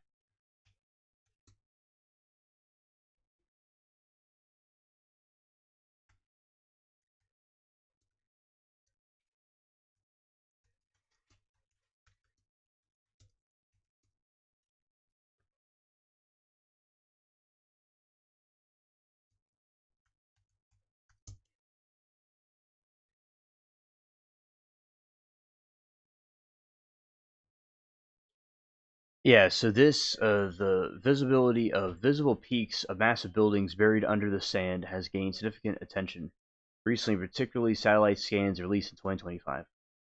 So the synthetic architecture radar (SAR) tomograph has claimed that they have detected an enormous subterranean complex beneath the Giza plateau that could be 10 times larger than the pyramids themselves. Vertical shafts. The scan reportedly showed 8 cylindrical shafts plunging roughly 168 648 meters over 2,000 feet, which would be 2,100 feet, into the bedrock beneath each of the 3 pyramids. Massive chambers. The team claims that they found cubic structures measuring 80 meters, 262 feet per side, located deep underground, connecting the network to the passageways. Interconnected network. Proponents suggest that the tunnel's multi-level structures may link the pyramids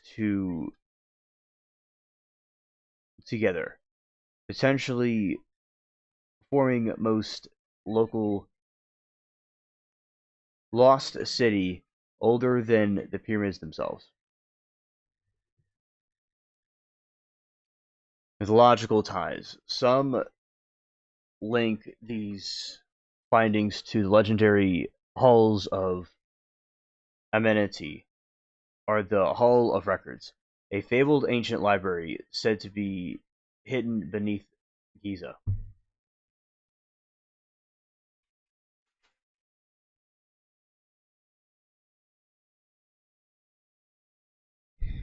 Mainstream archaeologists and geophysicists include Egypt's former antique minister, Dr. Zahi Hawass,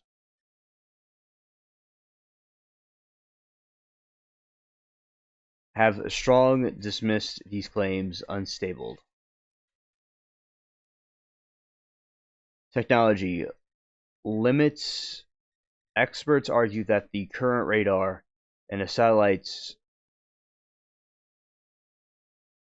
and technology cannot reliably pre-nate hundreds of meters of solid limestone, which highly precision lack, so they can't really even detect how deep it really goes.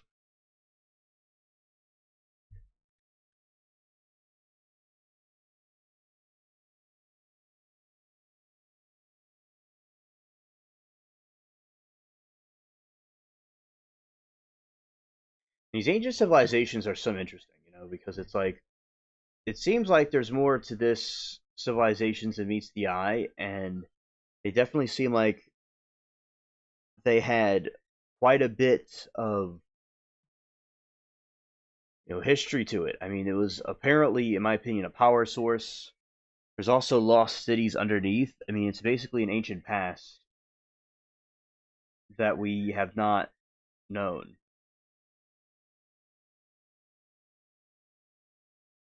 It definitely is. Mermaid is very horrifying. Yeah, because there's things we know and there's things that we don't know. And these things we don't really know, it makes me a little bit scared.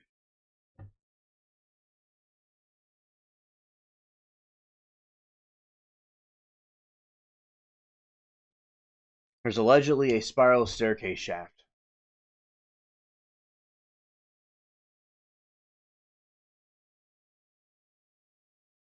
3D reconstruction by Caffrey Project scans the researchers of Corrado Magnolia and Filippo Bondi, more like a modern industrial facility than ancient tomb.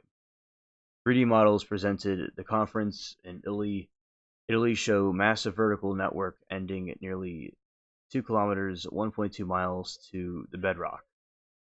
The cylindrical shafts reconstructionist identity 8 massive vertical wells that descend deeply 648 meters, 2,000 feet, over 2,000 feet.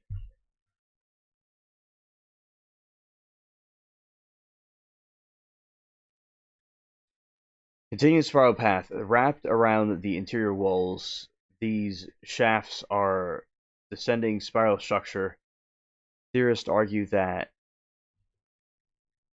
these aren't standard staircases for humans, but rather functioned pathways for mechanical system.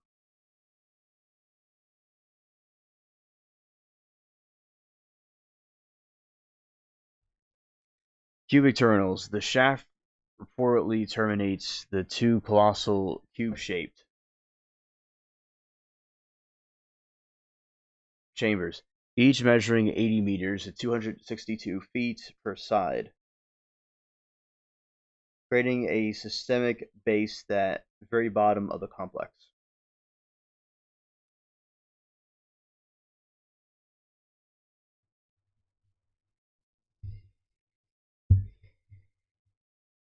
Bean says they say in ancient Egypt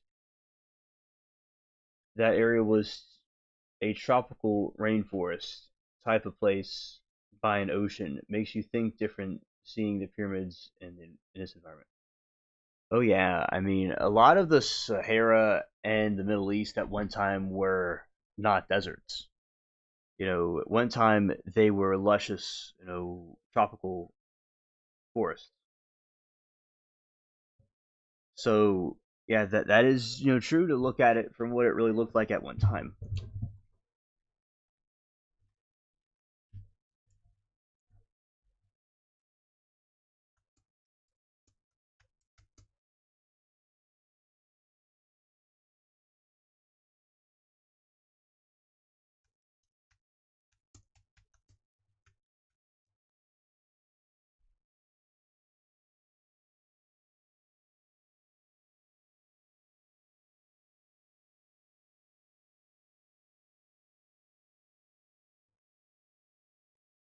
While Giza pyramids stand in arid desert today, evidence suggests that the region was far greener during the African humid period, often called the Green Sahara. This phase turned much of North Africa into a lush landscape of the savanna, lakes and grasslands that supported hippos, elephants, and human settlement. Sahara transformed was gradual cycle driven by Earth's shifting orbits, which intensified the monsoon rains every 20,000 years. The Green Sahara Peak, from approximately 11 to 5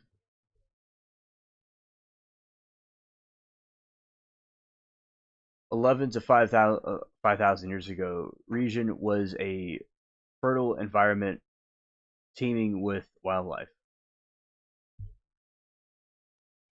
The Big Dry, around 5,000 years ago, just as the first Egyptian dynasties were emerging, the rains began to fade as the Sahara dried. People migrated from the interior to the only reliable water source, the Nile Valley.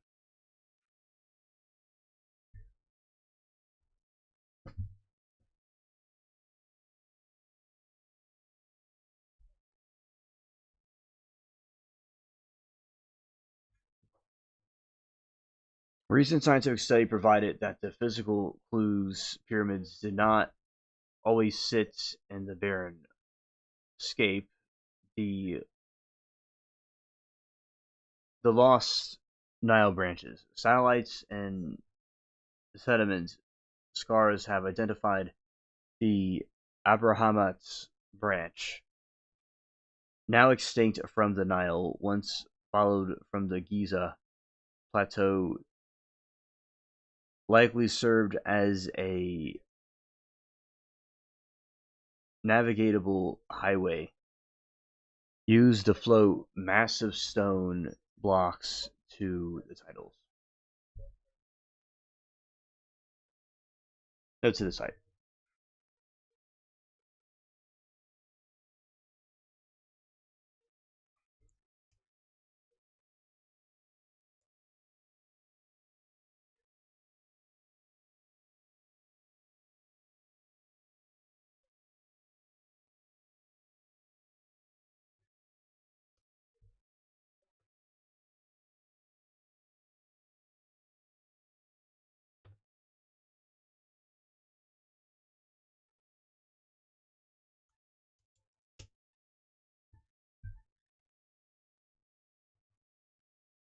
Yeah, so it is definitely crazy to think about how at one time it was luscious forest,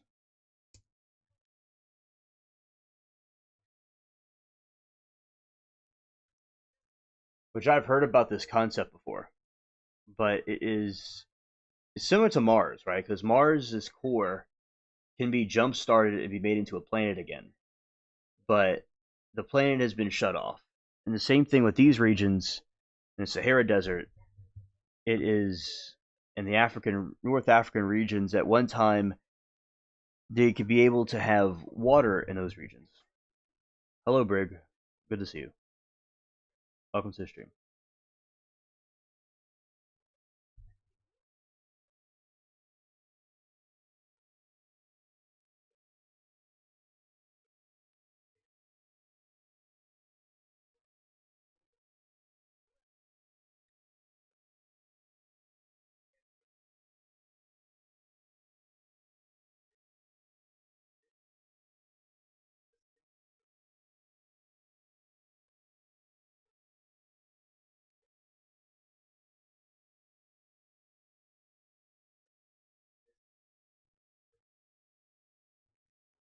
Let's see. Hope you're doing well, Brig. Nice to see you.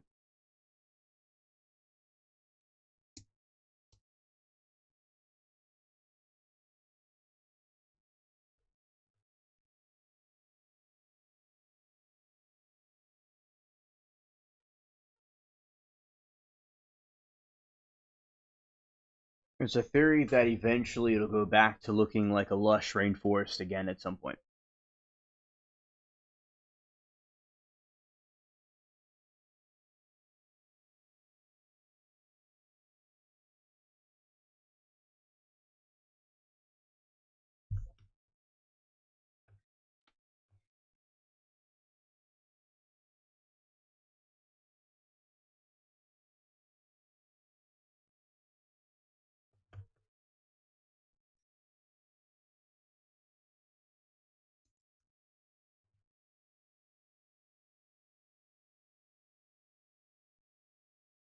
Yeah, maybe another flood. Maybe another flood. Yeah, exactly.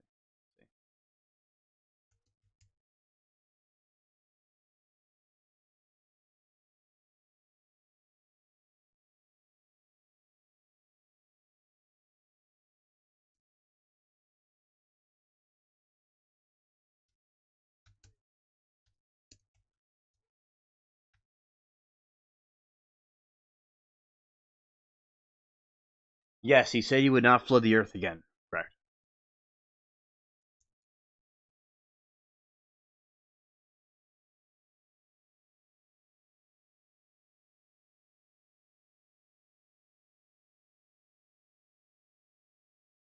Now here is something right here. Major cataclysmic flood is the core explanation for the buried city and submerged pyramid theory. The researchers in 2025 scans claim that the pyramids were once submerged and the original buildings were destroyed by divine flood. Okay, Beans, have a blessed week. You too. Thank you, Beans. It's been a very nice night chatting with you. All right, Brig, we're getting some cryptids.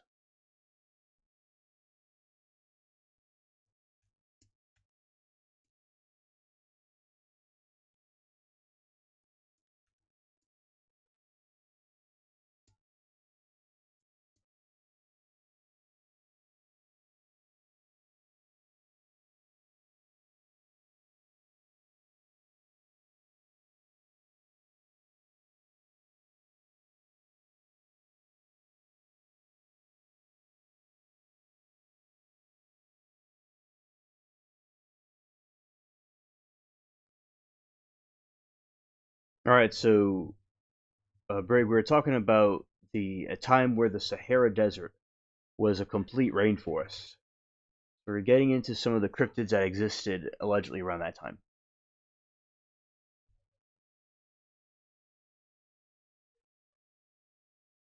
when the Sahara was a lush tropical landscape during the African humid period, roughly 15 to 5,000 years ago.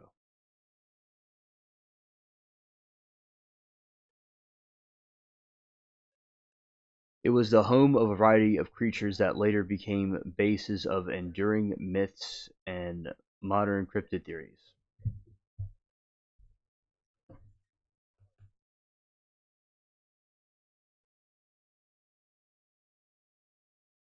As the Green Sahara was filled with massive lakes and river systems like the Arahamat branch, many legions focus on water-dwelling monsters. The Lukwata, originating from legends around Lake Victoria, but often linked to the ancient Sahara Sea. A massive anquifers, this described a thick-bodied aquatic reptile, roughly 30 feet long with a snake-like head. Yeah, nice. Nice.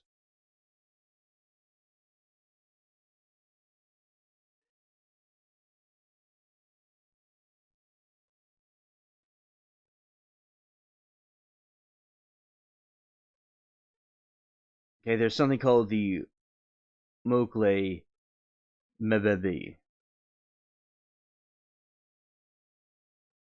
Scared.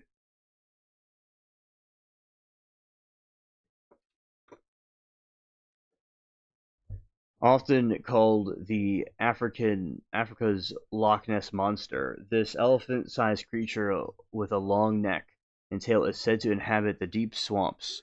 Proponents of the Lost World theory suggest it could be surviving sauropod dinosaur that the era of the savannah was tropical jungle.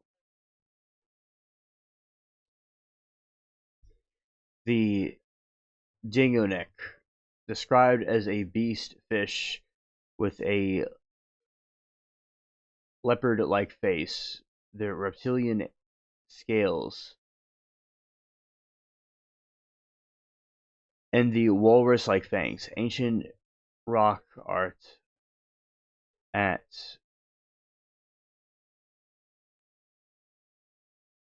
let's see at Barkfrontine Ridge depicts a similar pinned-like creature with tusks.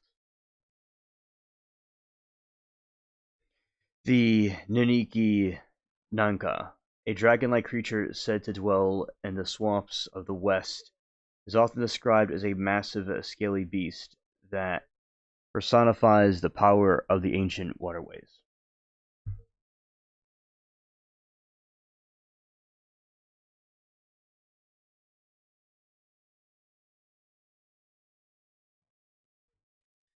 Sahara transitioned from jungle to savanna. Stories of humanoid and land-based monsters emerged. The Yewi Zog Banyu, an ogre-sized humanoid from the Dahomey legend, said to have up to 30 horns covering its body, its head, described it as a fiercely territorial apex predator in the ancient forests. The Elku, the Eloku, hairless grass-covered beings that hide in forests and hunt humans. This they are said to possess sharp claws and bell-like velocities used to lure victims.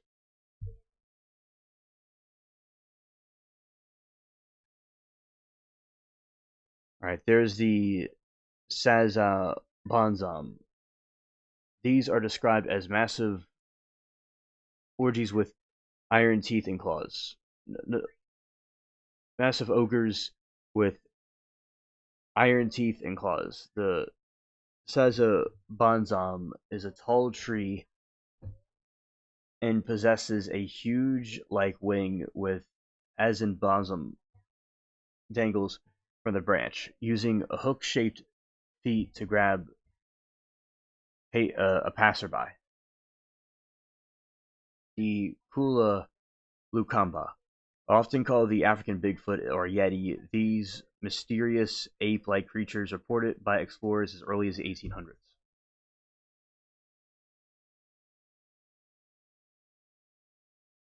Prehistoric relics. Many theorists believe that the cryptids are actually biological relics of the Green Sahara and the Kangamanta, the Kangamato, the breaker of boats, officially described as a red and black uh, petrosaur with leathery wings and fierce claws. Giant snake catfish. Fossils from the ancient Sahara Seaway confirm that the existence of giant catfish and sea snakes that were significantly larger than their modern relatives, which is potentially fueled by the sea serpent legends in the region.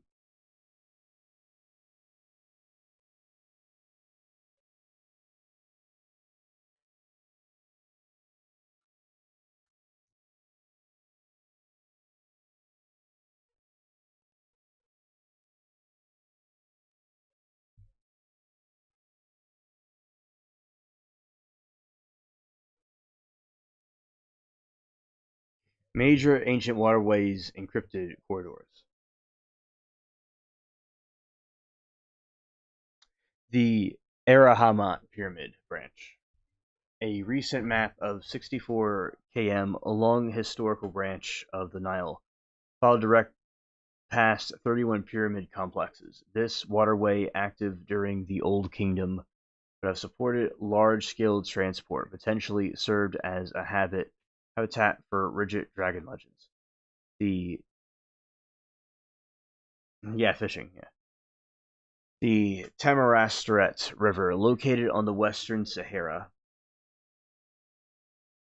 This was once the world's largest river system, draining into the Atlantic Cap, Terminus Canyon. This vast drainage basin is primarily candidate for sightings of aquatic behemoths like the Luguata.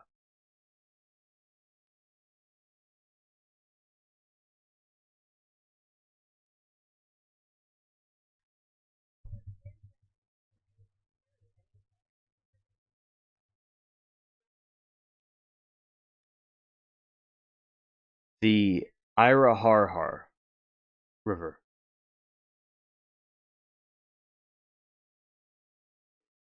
The Green Corridor ran south to north across the central Sahara, along with Sahabi and Kufra rivers. It formed a network of watery highways and faced human and animal migration throughout a non-hyperdesert.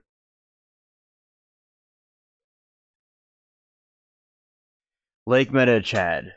It is a peak in the prehistoric body of water, covered roughly 135,000 square miles, larger than all modern Great Lakes combined. It is frequently cited by the ancestral home of the Central African lake monster uh, Mokele Membi.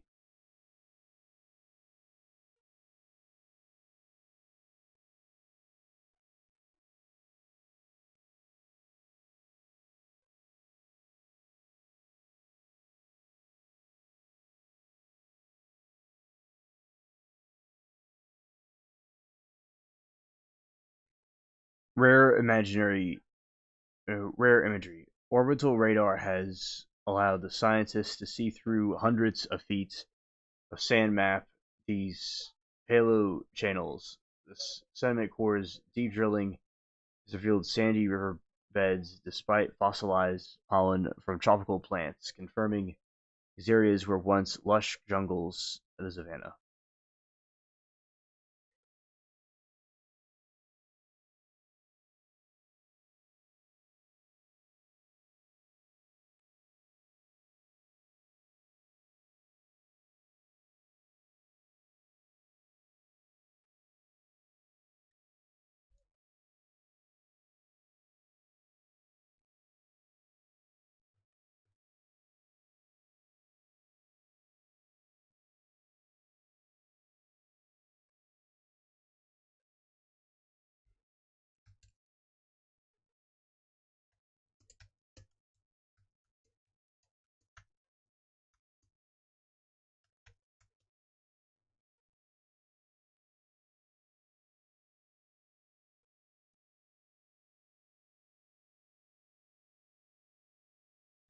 The Sahara is expected to return to a lush green state approximately 10,000 to 15,000 years. This transformation is part of the natural climate for roughly 20,000 to 21,000 years.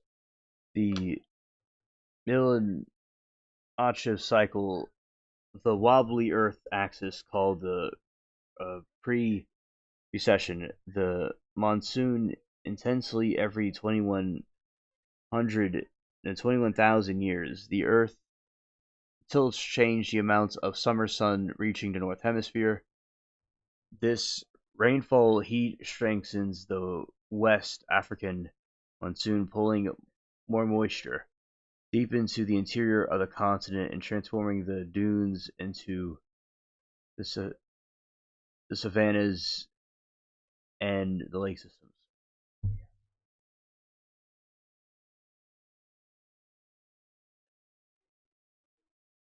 Potential shortcuts to Green Sahara. Some climate models predict rising could strengthen the monsoons early as expected, potentially increasing Sahara rainfall by 75% at the end of the century.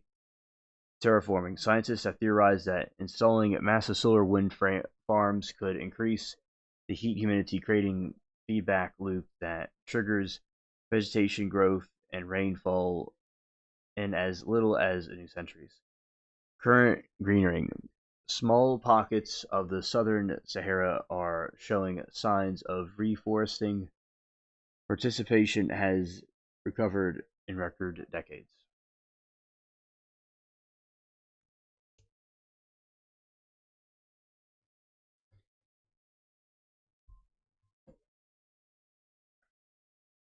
Giz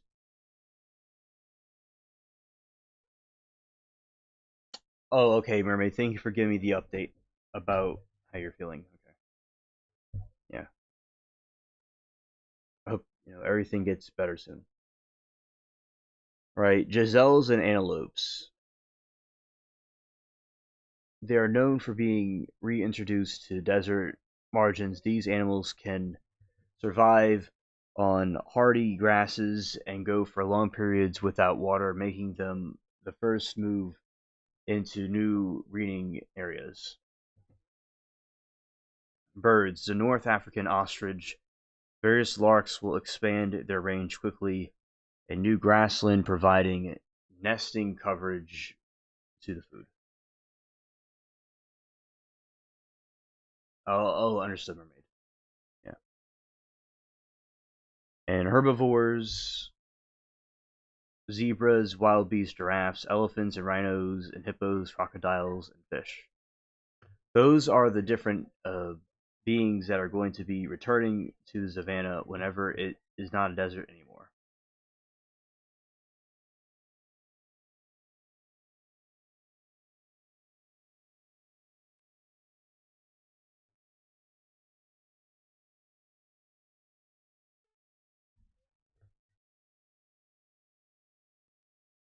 All right. All right. So that completes the stream for tonight. We did it. Uh, we went down the rabbit holes that we're going to talk about. And thank you all for being here, and hope everybody has a very good night. Thank you all for coming, and peace.